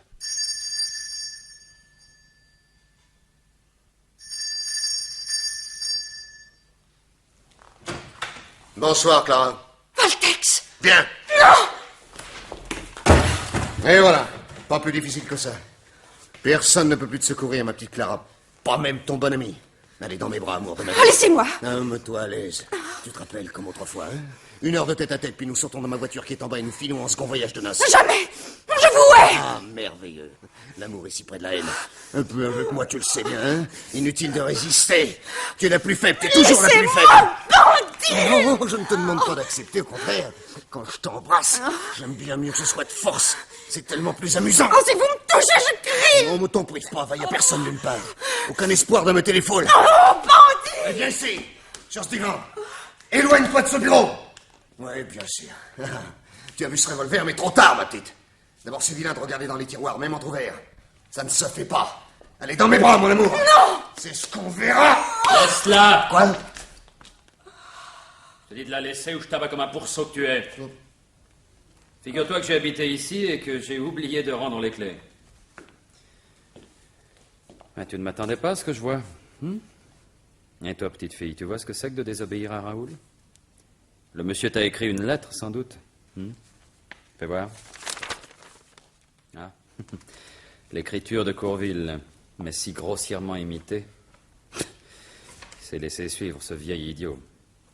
Et tu t'es laissé prendre à ce bon vieux piège classique, où jamais une amoureuse ne manque de se jeter la tête la première. Mais comment es-tu ici? Tu te souviens que ce matin, nous avions remarqué un type qui observait notre maison d'Auteuil. Eh bien, tout à l'heure, en venant voir un peu ce qui se passait par ici, j'ai vu ce même individu attendre en bas au volant d'une voiture. Saisi d'un pressentiment, je suis monté, voilà. Maintenant, occupons-nous de ce joli monsieur. Nous allons tout simplement le livrer pieds et poings liés à la justice. Il y en a qui s'en mordront les doigts. Vraiment? D'abord, fais-moi arrêter, tu verras. Je verrai quoi? Regarde Clara comme elle tend l'oreille. Elle sait que moi, je ne plaisante pas, que je perds pas mon temps à discourir. Et alors? Moi, je sais beaucoup de choses sur le marquis d'Erlemont. Et si je dis à la police tout ce que je sais sur lui, ça ne fera pas plaisir à Clara. Parce que? Parce que le marquis est son père. Ça, elle le sait. Ensuite? Non, mais ce que tu ne sais pas, Clara, c'est le rôle qu'a joué ton père dans le drame du château de Volnick. Quand la cantatrice Elisabeth Ornain a été assassinée et dépouillée de ses bijoux. Le marquis d'Erlemont n'a joué d'autre rôle que celui d'invité. Il se trouvait au château, voilà tout. Oui, ça c'est la version de la police, mais la vérité est tout autre. C'est lui qui a volé et assassiné Elisabeth Ornain. Ce n'est pas vrai! Vous n'avez pas le droit! Laisse-moi parler! À cette époque-là, j'avais 20 ans. Et je ne savais rien de leur liaison. C'est 10 ans plus tard que le hasard de lettres trouvé dans ma famille me l'a révélé. Et je me suis demandé pourquoi le marquis n'en avait pas soufflé moi à la justice. J'ai donc refait l'instruction à moi tout seul. J'ai sauté le mur du château et un matin, qu'est-ce que je vois? Se promenant avec le garde et faisant une battue dans les ruines, Jean d'Erlemont. Jean d'Erlemont, propriétaire anonyme du château. Dès lors, j'ai cherché. J'ai lu les journaux de l'époque, ceux d'Auvergne et de Paris, 10 fois. Je suis retourné à Volnick, questionnant les gens du village, me glissant dans la vie du marquis, fouillant ses tiroirs, et parvenant à relier entre des détails qui jetaient peu à peu la lumière sur la conduite réelle de monsieur le marquis d'Erlemont. Et on peut savoir? Oui, c'est Jean d'Erlemont qui a fait inviter Elisabeth Ornain par madame de Jouvel. C'est lui qui a obtenu de ma tante qu'elle veuille bien chanter dans les ruines. C'est lui qui a indiqué l'endroit où son apparition ferait le plus d'effet. Et c'est lui qui l'a conduite à travers le jardin jusqu'en bas des marches. Aux yeux de tout le monde? Non, non, pas tout le temps. Entre le moment où ils ont tourné l'angle et celui où Elisabeth a reparu seule à l'extrémité des taillis qui les cachaient, il y a eu un intervalle d'environ 1 minute. Bon, beaucoup plus long qu'il ne fallait pour parcourir cette petite distance. Hein? Que s'est-il passé pendant cette minute-là? Il est facile de l'établir quand on a entendu comme moi plusieurs témoignages de domestiques insuffisamment questionnés. Et ces témoignages affirment quoi? Qu'en arrivant au sommet des ruines, Elisabeth n'avait plus de collier. Le marquis d'Erlemont ne le lui a pas volé tout de même? Non, mais elle le lui a confié, n'aimant pas chanter avec un tel poids sur la poitrine. C'est un détail que connaissaient bien ses amis.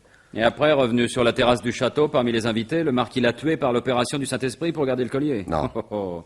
Il l'a fait tuer. Mais on ne supprime pas une femme qu'on aime pour s'approprier des bijoux de théâtre en toc, car j'ai appris qu'en fin de compte, ils étaient faux. Eh ben, les diamants étaient vrais et valaient des millions. Et dans ce cas, pourquoi disait-elle qu'ils étaient faux?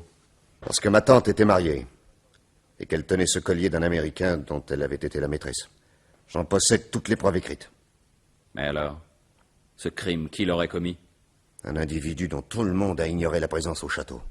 Un nommé Gassiot. Un pauvre diable de berger simple d'esprit. Il est prouvé que d'Erlemont allait souvent voir Gassiot pendant les séjours qu'il faisait chez les Jouvel. Lui donner des vêtements, des cigares, même de l'argent. À mon tour, j'ai fréquenté ce Gassiot. J'ai tiré de lui des bribes où il essayait de me parler d'une femme qui chantait et qui tombait en chantant. Puis un jour, je l'ai surpris en train de faire tournoyer une fronde et viser un oiseau de proie qui volait au-dessus de son troupeau. Oh, le caillou a jailli de la fronde et tué l'oiseau. Pour moi, ça a été la révélation. J'étais fixé. Et après? Après? Bah, la vérité s'impose. Dressé et soudoyé par le marquis, Gassiot s'est caché ce jour-là dans les ruines, ou dans un arbre, et son projectile a blessé mortellement Elisabeth Ornain.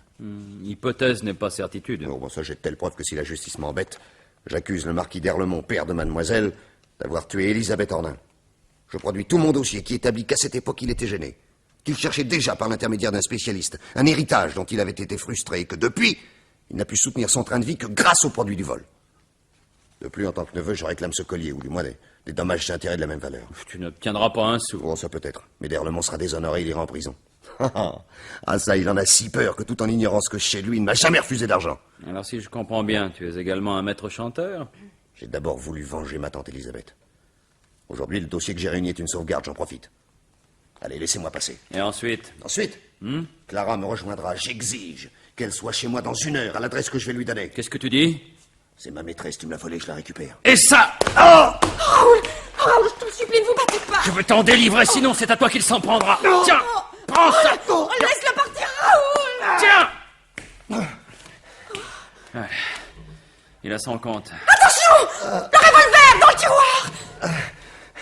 Salaud, je vais t'abattre comme... Non.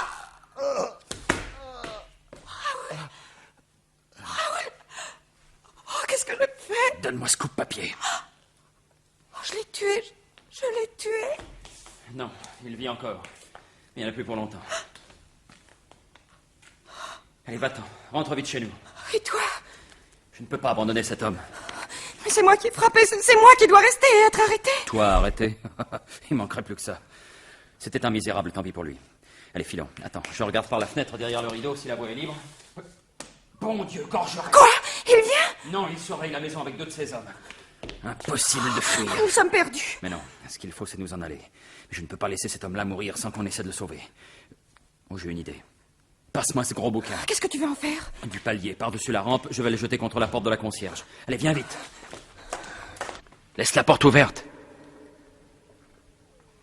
Tu vois? D'ici, on aperçoit le bas de la porte de la loge. Quand elle entendra le livre faire du vacarme, elle sortira. Et comme je la connais, elle montera pour voir d'où il est tombé. Elle apercevra le grand Paul étendu dans le bureau et elle appellera du secours. Et nous? Nous grimperons au 3e, où il y a une lucarne qui ouvre sur les toits. Là, nous sauterons dans l'immeuble voisin dont la sortie donne sur une rue perpendiculaire au quai. Oh, Raoul, j'ai tué, mais tu ne vas plus m'aimer, n'est-ce pas? Pour moi, il n'y a que ton amour qui compte. Si tu devais ne plus m'aimer, mais ça me serait bien égal d'aller en prison. Oh, tu m'as sauvé la vie et je ne t'aimerai plus. Oh, folle que tu es. Non, il faut fuir. Après, je me charge de tout. Attention, je jette le livre.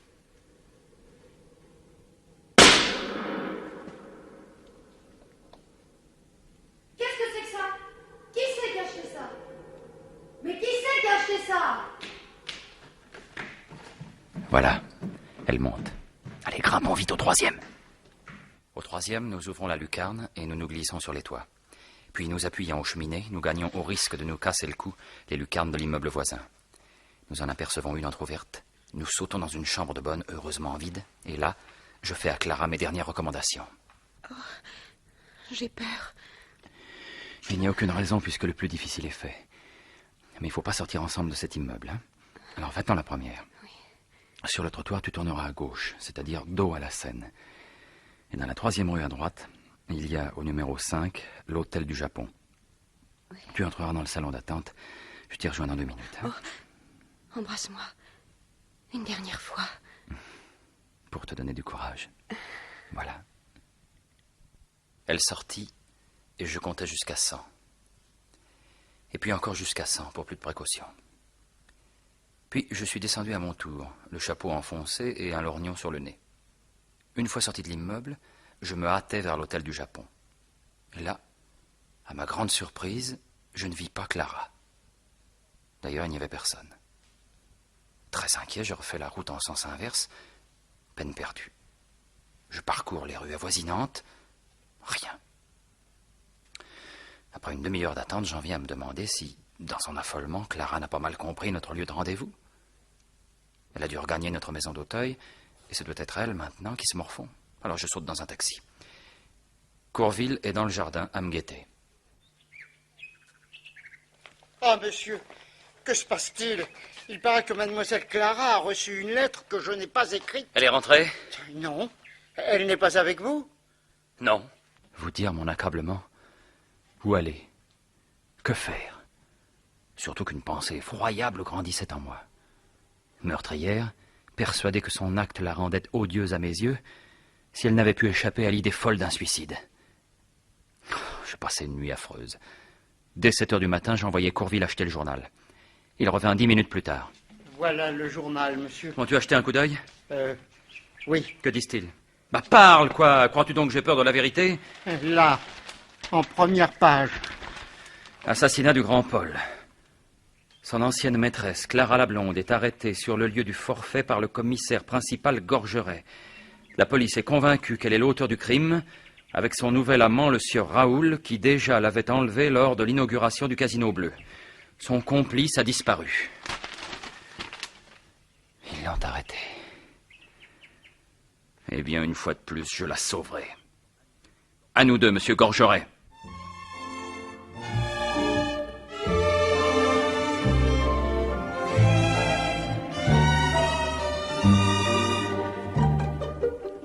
Dans la série Les Aventures d'Arsène Lupin, vous venez d'entendre, adapté par Jean Marcillac d'après le roman de Maurice Leblanc, La femme aux 2 sourires, 2e épisode.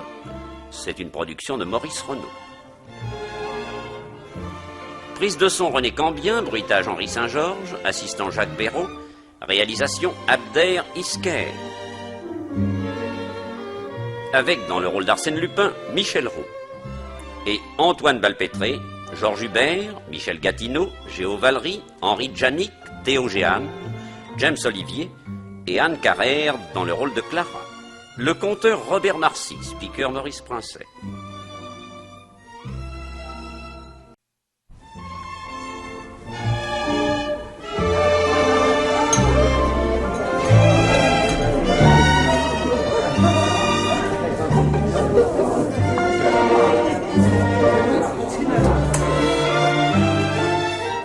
Qui dois-je annoncer, monsieur? Arsène Lupin, gentleman cambrioleur.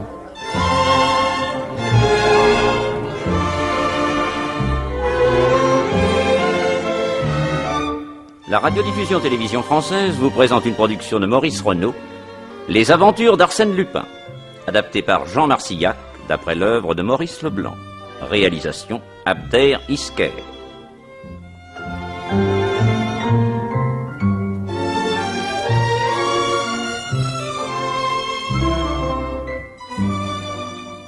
Aujourd'hui, La femme aux deux sourires, 3e et dernier épisode. Bonsoir mes chers amis. Vous vous souvenez comment a débuté cette étrange aventure? Chez les de Jouvel, dans leur château de Volnic, en Auvergne, après un déjeuner très sélect, la cantatrice Élisabeth Ornin a bien voulu chanter du Wagner dans des ruines situées au fond du parc, alors que les invités l'écoutaient, assis sur la terrasse du château. Soudain, elle s'écroule. On se précipite, elle est morte, atteinte d'une blessure au cou. Et l'on s'aperçoit que son collier de diamants a disparu. Et l'on ne trouve ni arme, ni projectile, ni assassin. Le commissaire Gorgeret enquête, aucun résultat. Les de Jouvel, très impressionnés par ce drame, vendent leur château au marquis d'Erlemont. 15 ans plus tard, une charmante jeune fille, Antonine, arrivant de sa province, vient voir le marquis dans son appartement du quai Voltaire. Mais elle se trompe d'étage et sonne à l'entresol. Arsène Lupin, qui habite là, vient lui ouvrir et il tombe amoureux d'elle. Or, Antonine est poursuivie par le commissaire Gorgeret, car, sous le nom de Clara la Blonde, elle est, ou plutôt, elle a été, la maîtresse d'un certain Paul qui mène une vie double, puisque dans le milieu on l'appelle le grand Paul et dans le monde Valtex.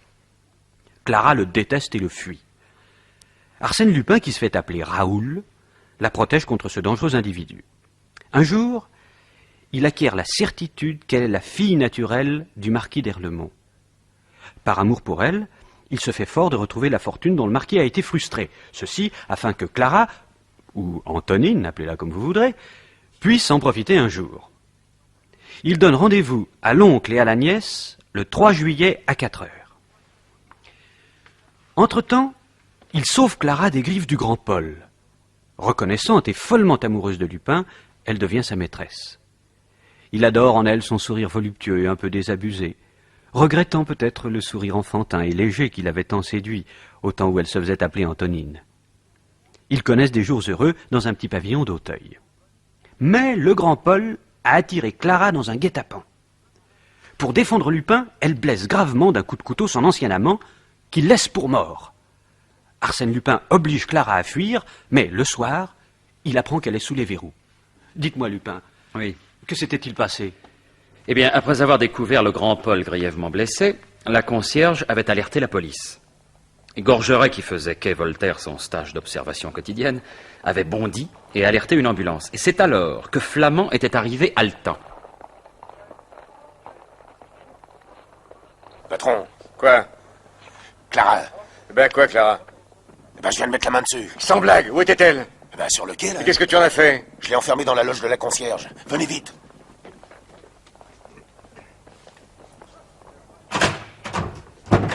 Qu'on la fouille.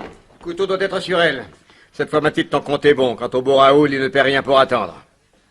Ben, elle n'a pas de couteau sur elle, patron. Enfin, messieurs... Où elle s'évanouit, patron? Mais c'est de la comédie. Appelez-moi un taxi, je l'embarque au dépôt. Au dépôt, Clara refusa de parler. Le lendemain matin et tout l'après-midi, elle se confina dans son mutisme. Enfin, le surlendemain, Elle se contenta de répondre qu'elle était innocente, qu'elle ne comprenait rien à cette affaire, qu'elle ne connaissait pas le grand Paul et qu'elle serait libre avant d'être convoquée par le juge d'instruction. Ce qui signifiait qu'elle était sûre de votre intervention. Eh oui, Je suis certain que vous ne l'avez pas déçue. Non, mais attendez, voici venu le moment de vous parler du ménage Gorgeret. Du ménage Gorgeret? Oui. Qu'est-ce que sa femme vient faire dans cette histoire? Eh bien, Gorgeret était marié depuis 10 ans avec une superbe rousse dont il était amoureux fou et affreusement jaloux. À bon escient d'ailleurs, car cette charmante fille qu'il appelait du doux nom de Zozote le trompait volontiers avec le premier beau gars qui lui plaisait. Or, le soir où Clara avait laissé entendre à Gorgeret qu'elle comptait sur une aide de l'extérieur, le commissaire rentra chez lui pour dîner et ne trouva pas sa femme. La petite bonne lui apprit que, dans l'après-midi, madame avait mis sa robe de dancing et qu'elle était sortie. À 9 heures, elle n'était pas encore rentrée. Elle était allée danser, paraît-il, rue Saint-Antoine. N'y tenant plus, Gorgeret fit un saut jusque-là. Tiens, monsieur Gorgeret, comment ça va? Ma femme. Oui, ma femme. Comment, elle n'est pas rentrée dîner? Non. Quand l'avez-vous vue pour la dernière fois? Oh, elle a dansé jusqu'à 7 heures et puis elle est sortie. Ah, tenez, avec le monsieur que vous voyez là-bas. Celui qui tourne le dos? Oui. Merci de lui parler. Pardon, monsieur. Tiens, ce cher Gorgeret. Ah oui, encore toi. Un café crème? Où est ma femme? Votre femme? Oh, mais rassurez-vous, elle a très bien dîné. Tu l'as enlevée? Oh, si peu. Oh non, je lui ai offert un chéri, et puis un second, et puis nous avons dansé un boston langoureux et un tango voluptueux. Oui, un peu étourdi, elle a accepté de faire un tour au bois de Vincennes, dans mon auto, et puis de venir prendre un troisième chéri dans la garçonnière d'un de mes amis. Et là, qu'est-ce qui s'est passé? Oh, mais rien du tout, voyons. Ah non, Zozote est sacré pour moi. Toucher à l'épouse de mon vieux Gorgeret, effleurer la gorgerette de Zozote. Oh, mais jamais. Et maintenant, où est-elle? Et toujours là-bas, sous bonne garde. Tu la séquestres? Oh là, oh, le vilain mot. À quoi veux-tu en venir? Quand dois-tu revoir Clara la blonde? Tout à l'heure. Pour l'interroger encore? Oui. Eh bien, ne le fais pas. Pourquoi? Parce que je sais comment vous opérez, vous autres. Vous n'êtes tous que des tortionnaires. C'est tout ce que tu veux? Non. Les journaux prétendent que le grand Paul va mieux, c'est vrai ça? Oui. On le sauvera? Probable. Clara, le sait-elle? Non, elle le croit mort. Et pourquoi lui caches-tu la vérité? Parce qu'elle est affolée et que peu à peu sa résistance faiblit. Je veux qu'elle parle. Salaud. Mais tu vas lui dire, le grand Paul n'est pas mort, on le sauvera. Et après? Après, tu reviens ici et tu me jures sur la tête de ta femme que tu m'as obéi. 1 heure plus tard, Zozote réintègre le domicile conjugal. Et si je refuse? Si tu refuses, eh bien, je vais rejoindre Zozote. Elle me plaît beaucoup, tu sais. Non. Je suis là dans 20 minutes.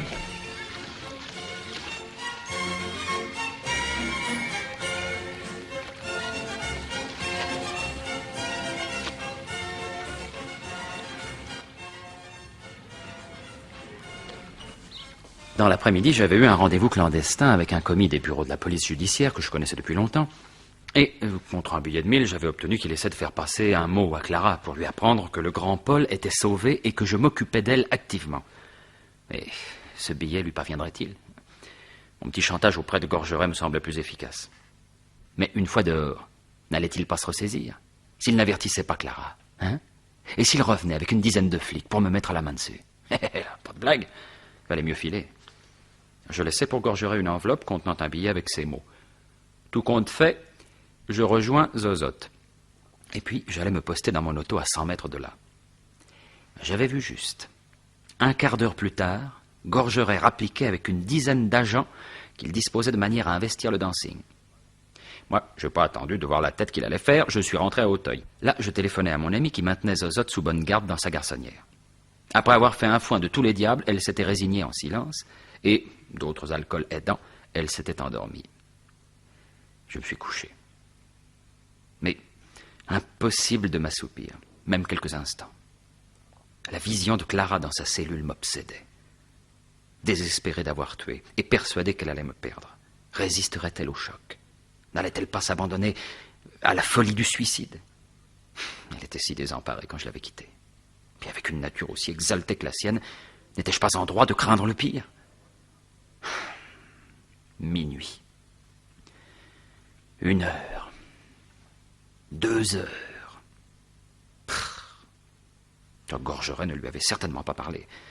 Mais peut-être mon billet lui était-il parvenu.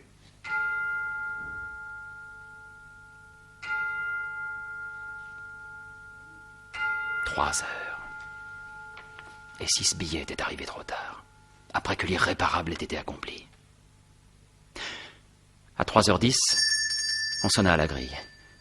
Un ami, quelqu'un qui m'apportait des nouvelles. Sans même demander qui était là, de ma chambre, j'appuyai sur le bouton d'ouverture.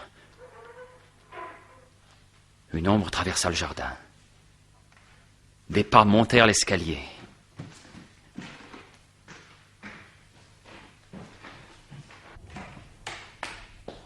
Clara!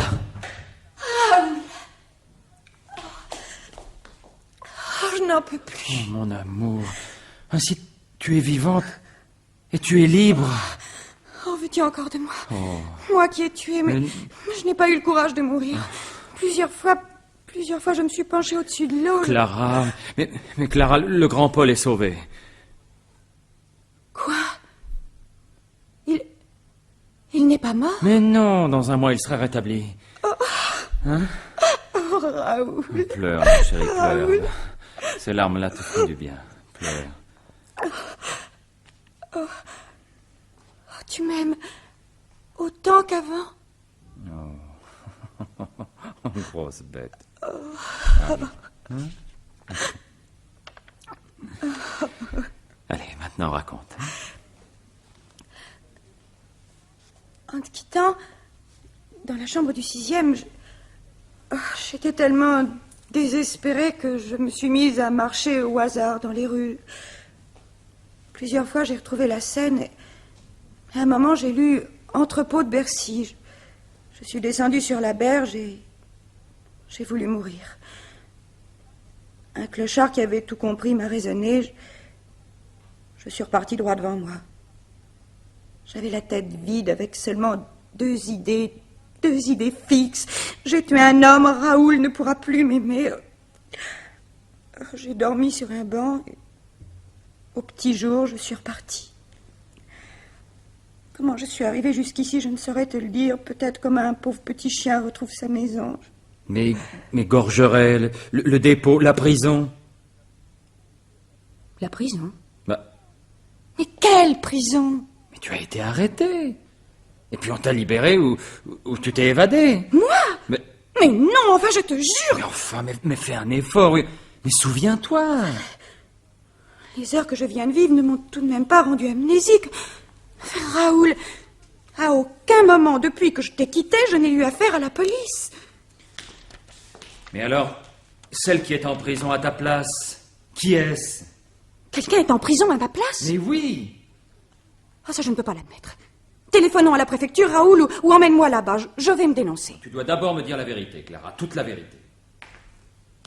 Celle que tu me caches depuis le premier jour. Celle que plusieurs fois déjà j'ai cru deviner.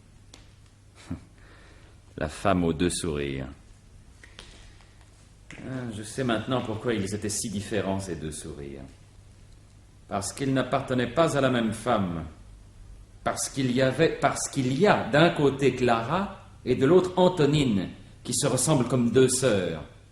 N'est-ce pas que c'est la vérité? Oui.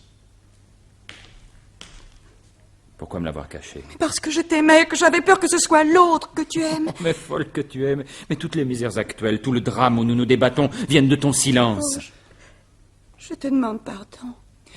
Tu n'as qu'un moyen de réparer, c'est de tout me dire. Pour sauver l'autre, pour vous protéger, toutes les deux, il faut qu'au moins je sache. Jusqu'ici, j'ai agi d'instinct comme un aveugle. La lumière ne peut venir que de toi. Parle, mon amour, je t'en supplie, parle, aie confiance. Oh. La vie n'a pas été très bonne pour moi, Raoul. Et mon sourire triste, un peu angoissé, me vient de mon enfance. Oh, ma mère m'aimait bien, seulement elle était malade. Un soir, elle m'a dit « Il faut que tu saches tout sur ta naissance, Clara, et que tu connaisses le nom de ton père. Un jour, je te le dirai. Il y a de cela 15 ans, j'étais à Paris toute jeune et j'ai connu un homme que j'adorais, un marquis très riche. Il m'a quitté quelques mois avant ta naissance et il m'a envoyé de l'argent pendant une année ou deux, puis il est parti en voyage. Je n'ai jamais cherché à le revoir et il n'a plus jamais entendu parler de moi. Il avait beaucoup de maîtresses. Un peu avant moi, c'était une jeune fille de province qui donnait des leçons. Et j'ai appris qu'il l'avait abandonnée avant de savoir qu'elle était enceinte. Et voilà qu'il y a 3 ans, par le plus grand des hasards, j'ai eu l'occasion de voir sa fille. Elle te ressemblait comme une sœur jumelle. Elle s'appelait Antonine. Antonine. Oh, tu vois avec quelle tendresse tu prononces son nom. Mais pas du tout. Mais tu l'as aimée avant moi. Ne me fais pas de scène de jalousie et continue ton histoire, hein? Maman est morte avant de me dire le nom de mon père. J'avais 17 ans. Dans ces papiers, j'ai trouvé un seul et unique renseignement. La photographie d'un grand bureau Louis XVI avec l'indication d'un tiroir secret et la façon de l'ouvrir. Sur le moment, je n'ai guère fait attention. Et puis, il m'a fallu travailler. J'ai fait de la danse. Et j'ai connu Valtex, il y a 18 mois. Un jour où je l'avais attendu sur le quai Voltaire, il me parla du marquis d'Erlemont, avec lequel il était en relation suivie. Il sortait de chez lui, et une fois de plus, il avait beaucoup admiré ses meubles d'époque, en particulier un très beau bureau Louis XVI. Un marquis, un bureau, tu as dressé l'oreille. Oui. La conversation étant revenue plusieurs fois sur Jean d'Erlemont, je posais négligemment à Valtex des questions dont les réponses me firent penser de plus en plus qu'il s'agissait de mon père.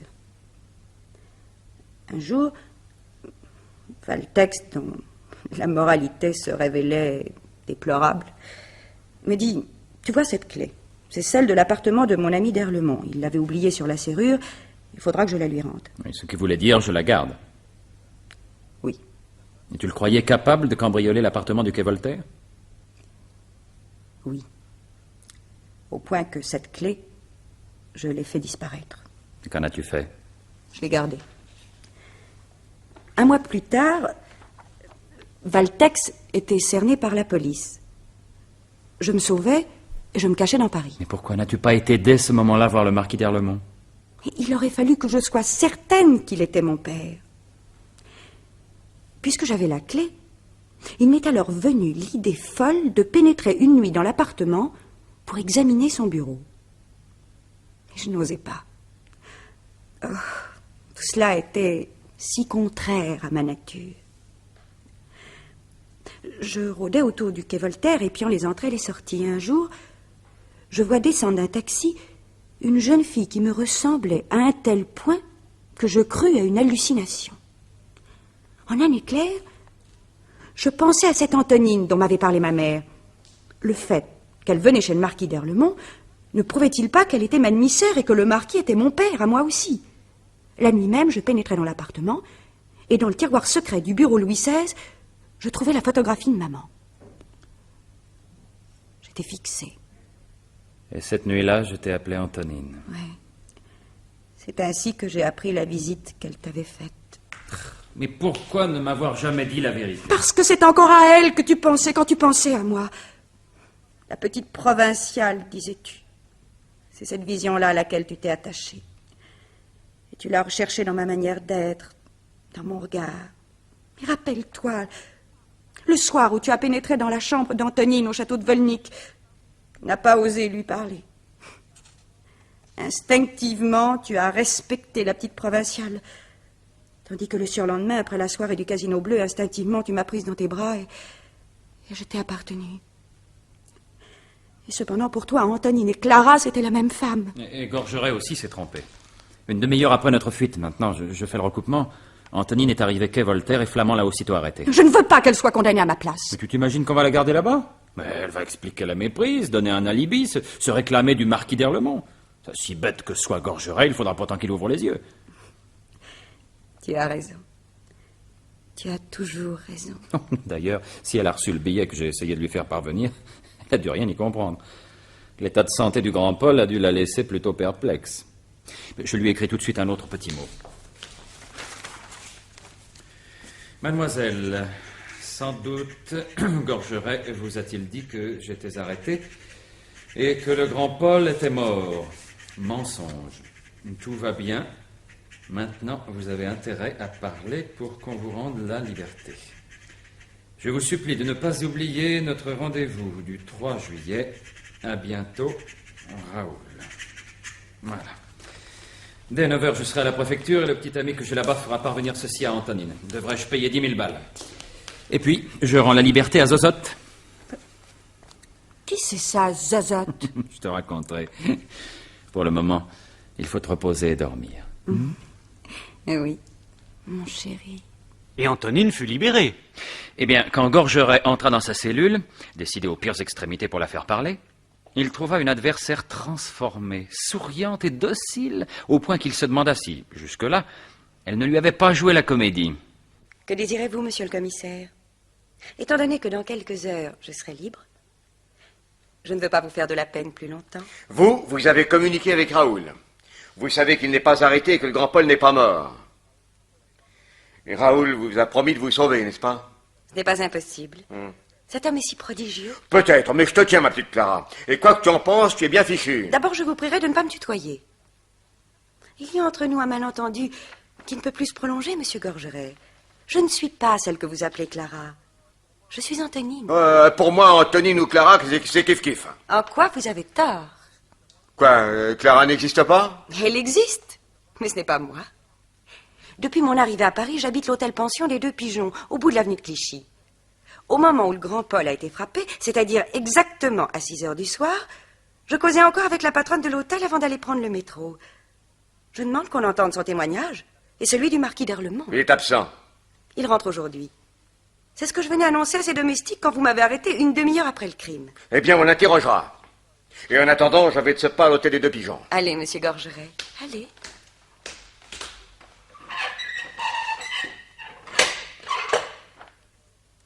Alors, Gorgeret, cette visite à l'hôtel des Deux Pigeons? Eh bien, la patronne est formelle, monsieur le directeur. Antonine était auprès d'elle pendant que le grand Paul recevait un coup de couteau qu'à Voltaire. Il va falloir la relâcher tout de suite. Hélas, oui. Et vous, monsieur le directeur, vous avez interrogé le marquis? Oui. Il dit qu'Antonine ne peut pas être Clara la blonde et qu'elle ne peut pas avoir commis ce crime. En tout cas, dans le carnet que je viens de trouver en perquisitionnant chez le grand Paul, j'ai découvert une correspondance qui prouve que le marquis était l'amant d'Elisabeth Ornain. Pas possible.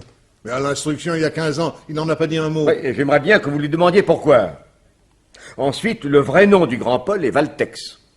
Or, Valtex était le neveu d'Elisabeth Ornain et il venait souvent rendre visite au marquis. Tout ça est assez troublant. Quant à ce cahier que j'ai déniché dans la chambre du grand Paul, je l'ai donné à examiner au laboratoire. Et je serais bien étonné qu'on n'y découvre pas quelque chose d'intéressant. Surtout, cette phrase effacée à la gomme, mais insuffisamment. Avec un réactif, j'espère qu'on va pouvoir la déchiffrer. Entrez. De la part du laboratoire, voici le carnet et une note de service. Merci. Voyons, est-ce qu'ils ont pu déchiffrer la phrase mystérieuse? Voilà. À la page 14 du carnet, le grand Paul avait écrit puis effacé les phrases suivantes. Adresse de Raoul, 23 avenue du Maroc à Auteuil. Se défier d'un garage qui ouvre par derrière. Pour moi, Raoul n'est autre qu'Arsène Lupin. Bon Dieu. Oh, je n'y avais pas pensé, mais c'est ça. Raoul n'est autre qu'Arsène Lupin. Voilà le mot de l'énigme. Quand on a cette clé-là, tout s'ouvre, tout s'éclaircit. Et alors? Je cours tout de suite à Auteuil. Avec ce coco-là, pas une minute à perdre. La petite relâchée, il va décamper. J'y cours. Prenez des hommes. Il m'en faut 10. 20 si vous voulez. Allez, vite, au galop. L'attaque brusquée, il n'y a que ça. Et du renfort, hein. L'alerte générale. Ce pauvre Gorgeret. Si on l'avait écouté, il aurait fait sonner le tocsin et hurler toutes les sirènes. Il était un peu plus de 4 heures. Et moi, par prudence, j'avais décidé d'abandonner ma villa d'Auteuil. Le retour à la vie du grand Paul n'arrangeait rien, et le témoignage du marquis ajouté aux déclarations d'Antonine allait sûrement compliquer la situation. Alors j'avais renvoyé les domestiques, préférant être seul en cas de coup dur, et nos valises étaient déjà sur l'auto. Clara mettait son chapeau. Soudain, j'aperçus par la fenêtre des hommes commandés par Gorgeret qui étaient en train de fracturer la grille. Raoul! Raoul! Mais c'est Gorgeret! T'affole pas, chérie. C'est dans ces moments-là que le sang-froid est de rigueur. Allez, viens, descendons dans la salle à manger. On ne s'enfuit pas par le garage? Non, ils ont dû cerner la maison, sans quoi il serait plus de 3. 3 bons hommes, je n'en ferai qu'une bouchée. Oh, j'ai peur. Quand on a peur, on fait des bêtises. Rappelle-toi ton coup de couteau. Antonine n'a pas bronché, elle est en prison. Ils ont forcé la grille. Ils se dirigent vers le perron. Si tu as peur, moi au contraire, je m'amuse. Non mais crois-tu donc qu'après t'avoir retrouvé, je te laisserai pincer par cette brute-là? Enfin, nous voici dans la salle à manger, c'est l'essentiel. Ils sont en train d'enfoncer la porte d'entrée. Laisse-les faire et ferme celle-ci. Mais il n'y a pas de clé. Aucune importance. Cache-toi derrière moi. Oh, ça y est. Ils entrent dans le couloir. Haut les mains ou je tire? Ah, Monsieur Gorgeret, dans l'encadrement de cette porte, au seuil de cette salle à manger et entouré de ces élégants gentlemen, vous incarnez la justice soi-même. Allez, rends-toi, tu es fait, Lupin. Oh, vous savez mon nom? Ah, tu avoues. On avoue toujours ces titres de noblesse. J'ai dit haut les mains ou je tire. Même sur Clara? Même sur elle si elle était là. Mais elle est là. Regarde. Hein? Oh, salaud. Mais on l'a remise en liberté il n'y a pas 5 minutes. C'est probablement que celle de la préfecture n'était pas Clara. Mais oui, Cornichon. Mais oui, il y a 2 femmes. Quoi? L'une qui arrivait de sa province et que tu as prise pour Clara, et l'autre... La maîtresse du grand Paul. Oh, Gouja. Dirait-on que tu es le mari de l'adorable Zozote? Allez, vous autres, empoignez-moi ce gaillard-là. C'est ce que tu crois.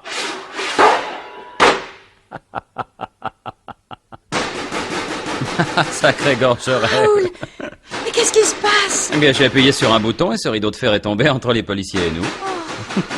Tiens, écoute-les. Vous pouvez taper, mes chéris, tapez. Et vous n'avez pas fini, hein? Non, parce que du même coup, toutes les issues du couloir ont été fermées par des rideaux de fer. Alors, ils sont bouclés là-dedans comme dans une boîte à sardines. Et maintenant, pour nous, la campagne, la liberté et le repos dû aux honnêtes gens qui ont bien travaillé. Allez, viens par ici, descendons à la cave.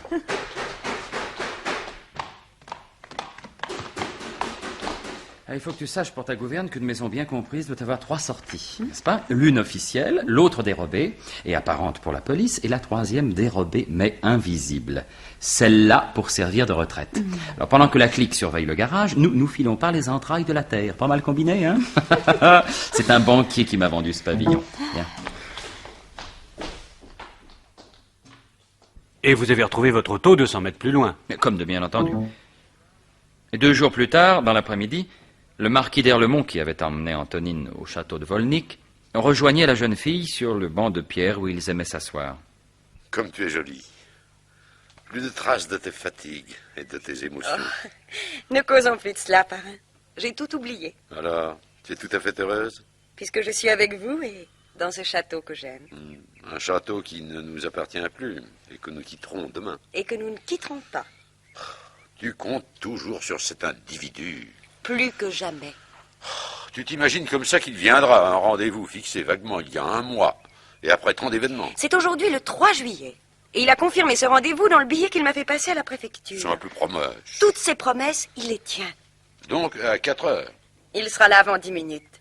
J'en suis sûre. Mais qui vient là-bas? Oh mon Dieu! Le commissaire Gorgeret. Gorgeret? Ben, il n'a rien à faire ici. Puis-je solliciter de vous, monsieur le marquis, la faveur d'un entretien?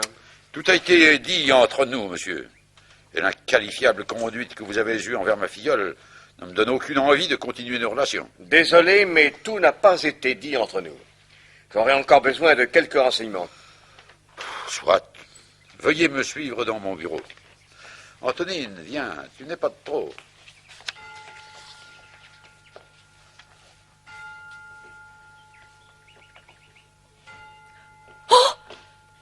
Raoul! Vous? Et je vous ferai remarquer, monsieur le marquis, que le rendez-vous était sur ce banc. Au dernier coup de 4 heures, je m'y asseyais. Veuillez m'excuser, mademoiselle. Je porte une lourde part des tourments que vous avez subis grâce à quelques malotrus. C'est pour moi que tu dis ça? Oh, pardon, Gorgeret. Je ne t'avais pas vu. Et puis après tout, qu'importe. J'hésitais à parler, monsieur le marquis. Il me semblait en effet que notre rendez-vous étant privé, la présence de personnes étrangères ne nous permettait pas de traiter en toute liberté d'esprit les questions pour lesquelles nous nous sommes réunis. À la réflexion, ce que nous avons à dire peut être dit devant n'importe qui, fût-ce devant le représentant subalterne de cette police qui vous suspecte et qui se permet de vous demander des comptes. Comment? Des comptes? À moi? J'aurais aimé, en effet, des précisions sur votre rôle dans le drame qui s'est déroulé il y a 15 ans dans ce château. Mais je n'ai joué aucun rôle. Pourtant, Valtex vous accuse. Il m'accuse? Et de quoi? D'avoir tué Elisabeth Ornin. C'est monstrueux. C'est en effet monstrueux. Et il est bien regrettable que des policiers comme toi aient une fois de plus besoin d'amateurs comme moi pour découvrir la vérité. Elisabeth Ornin portait un collier de diamants magnifique qui représentait une somme considérable. Or, ce collier qui a disparu vous appartenait, monsieur le marquis. Oui. L'enquête que j'ai menée m'a appris que la fortune des Erlemont provenait d'un aïeul qui avait vécu aux Indes et qui avait converti ses immenses richesses en pierres précieuses de toute beauté. Est-ce exact? Oui, parfaitement exact. Bon. Je suppose que ces héritiers n'ont jamais parlé de ces colliers formés avec ces pierres précieuses pour n'avoir pas à payer de droits de succession. Oui, enfin, entre nous, c'est vrai. Sans doute aviez-vous prêté le plus beau de ces colliers à Elisabeth Ornin. Oui. Aussitôt divorcée, elle devait être ma femme. Par fierté, par amour, je me plaisais à le voir sur elle. Il s'agit donc de retrouver ce collier. Le jour du drame, vous avez conduit Elisabeth jusqu'au bas des pentes qui montent aux ruines, où elle allait chanter. Jusqu'à l'allée horizontale du taillis que vous voyez là. Oui, et derrière ces taillis, vous êtes, paraît-il, restés tous deux invisibles durant un espace de temps plus long qu'il n'était normal. Oui, je n'avais pas eu l'occasion de voir Elisabeth seule depuis 2 semaines, et nous nous sommes embrassés. Et ensuite? Ensuite, elle a voulu me confier son collier pour le temps qu'elle chanterait. Je le lui ai déconseillé. Elle n'a pas insisté et j'ai regagné la terrasse où étaient les invités. Mais pendant qu'elle chantait, avait-elle son collier? Elle était assez loin de nous. Certains affirment qu'elle l'avait, d'autres disent que non.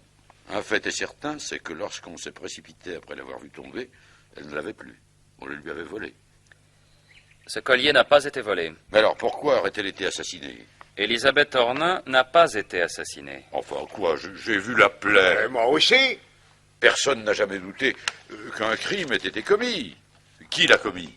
Percé. Pardon? Je dis Percé. Percé, P-E-R-S-C-E. Hein?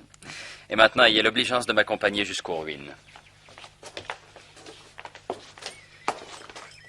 L'endroit où vous vous êtes arrêté avec Elisabeth Ornin, monsieur le marquis, derrière ces taillis, est agrémenté d'un massif de fleurs au milieu duquel se trouve un haut socle supportant un vase de pierre moussue. Ah bah, d'ailleurs nous y voici. C'est de ce massif de fleurs et de ce socle que vous voulez parler? Oui. Et alors? Eh bien alors je me dis, Elisabeth Ornin voulait chanter sans ce collier qu'elle estimait trop lourd. Elle veut le confier au marquis qui l'en dissuade. Le marquis s'en va. Qui nous empêche alors de penser que, décidée à chanter sans son collier, elle ne l'a pas enlevé quand même. Pour le mettre où? On n'abandonne pas une telle fortune à la convoitise éventuelle d'un curieux, on la cache. Et c'est ce qu'elle fait. Elle reprendra son collier après avoir chanté. Mais où l'aurait-elle mis? Dans un endroit où personne ne pouvait le voir. C'est-à-dire? Eh bien, dans ce vieux vase, par exemple, qui était à portée de sa main, et où il devait y avoir des plantes. Elle s'est haussée sur la pointe des pieds, elle a tendu le bras et déposé le collier parmi les feuilles. Geste tout naturel, dépôt provisoire que le hasard et la bêtise des hommes ont rendu définitif. Comment définitif? Dame, les plantes se sont flétries, des feuilles sont tombées qui ont pourri également, et une sorte d'humus s'est formé qui recouvre le dépôt comme la plus inaccessible des cachettes. Il ne vous reste plus, monsieur, qu'à étendre le bras et fouiller le terreau humide au fond de ce vase, et je serais fort étonné si vous n'y trouviez pas le collier. Je ne trouve rien. Non, mais creusez avec vos doigts, creusez encore. Oh! Oh, le voilà! C'est lui! Oh! Oh, monsieur! Monsieur! Quelle reconnaissance ne vous devrais-je pas? Oh, Raoul, c'est merveilleux! Ah, mais si Elisabeth n'a pas été assassinée, comment serait-elle morte? Par un phénomène physique très fréquent, mais dont les conséquences mortelles sont extrêmement rares. Et chaque jour dans le ciel, des millions de pierres, bolides, aérolites, météorites, fragments de planètes dissociées traversent l'espace à des vitesses vertigineuses. Et elles s'enflamment en pénétrant dans l'atmosphère et tombent. On en a ramassé des millions de toutes les dimensions. Que l'une d'elles, par un hasard effroyable, possible et déjà constaté, vienne frapper un être, c'est la mort. La mort imbécile et parfois incompréhensible. Or, Ces averses de projectiles sont plus denses à certaines périodes fixes. Et la plus connue est celle qui se produit au mois d'août, exactement du 9 au 14, et qui paraît avoir son point d'origine dans la constellation de Persée. Or, Élisabeth a été tuée un 13 août. Ce n'est là qu'une supposition. Hein. Avez-vous une preuve? La preuve, la voici. Cette petite boule de pierre de la grosseur d'une noix, toute ronde mais rugueuse, pleine d'aspérité. La fusion, vous le voyez, a recouvert la surface d'une sorte d'émail noir. Un laboratoire l'a analysée. On y a trouvé plaqués contre la couche de vernis extérieur des fragments de tissu humain carbonisé, des fragments de peau et de chair. Ces prélèvements sont conservés par le chimiste et seront l'objet d'un rapport officiel qui vous sera remis, Monsieur d'Erlemont, ainsi qu'au sieur Gorgeret, si ça l'intéresse. Monsieur Raoul, je vous félicite. Quant à toi, Lupin, je t'arrête. Oh, non mais t'es pas fou, non? Une seconde. Ah bon? Tu appelles tes flics? Ils investissent tout le château. Impossible que tu t'échappes. Ce premier coup de sifflet pour les mettre en état d'alerte. Et si tu m'obliges à en donner un second, ils bondissent et t'abattent comme un lapin. Compliment. Hein? Tout ça est très bien organisé. Soit, je te suis. Mais avant, je te demande une seule grâce. Dire adieu à mademoiselle. Mais seule à seule. Bon. Monsieur le Marquis, vous y voyez un inconvénient? Certainement pas. Venez, commissaire, et permettez-moi d'intervenir en faveur. Vite, mettez-vous à l'abri quelque part. Dans ce parc, il doit bien y avoir une cachette. Moi, oh, mais ne vous inquiétez pas, je vais filer. Mais ils vous tueront. Et ça vous fera de la peine? Pouvez-vous le demander? Moi qui voulais tant vous remercier. Monsieur d'Erlemont est maintenant redevenu très riche grâce à ce collier, grâce à vous. Il pourra vous racheter ce château. Eh oui, je vous l'ai promis. Merci. Autre chose, je voudrais savoir... Vous seul pouvez me répondre. Le marquis d'Erlemont est-il mon père? Oui. J'ai pris connaissance de la lettre très explicite que vous lui avez remise de la part de votre maman. Oh, j'en suis heureuse.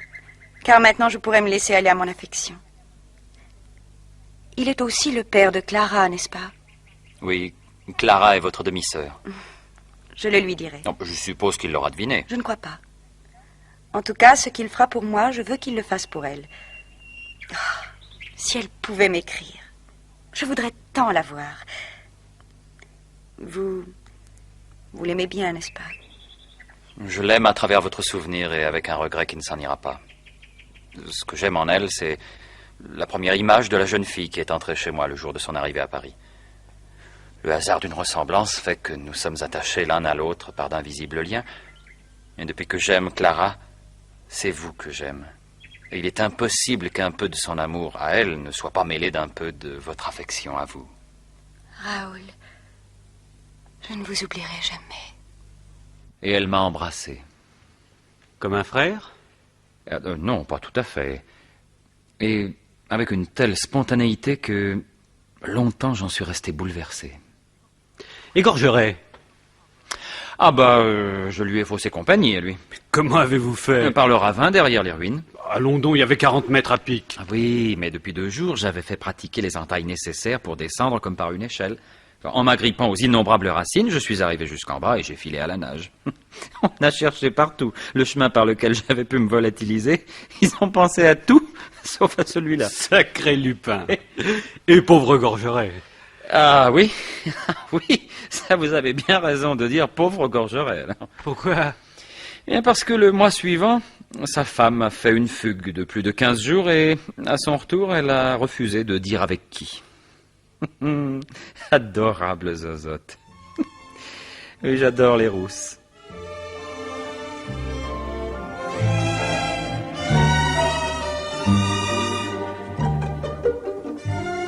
Dans la série Les aventures d'Arsène Lupin, vous venez d'entendre, adapté par Jean Marcillac d'après le roman de Maurice Leblanc, La femme aux 2 sourires, 3e et dernier épisode.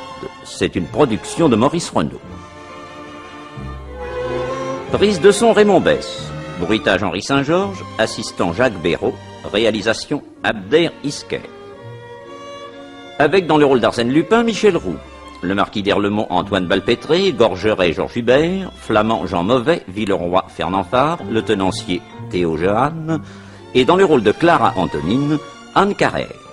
Le conteur Robert Marcy, Speaker Maurice Princet.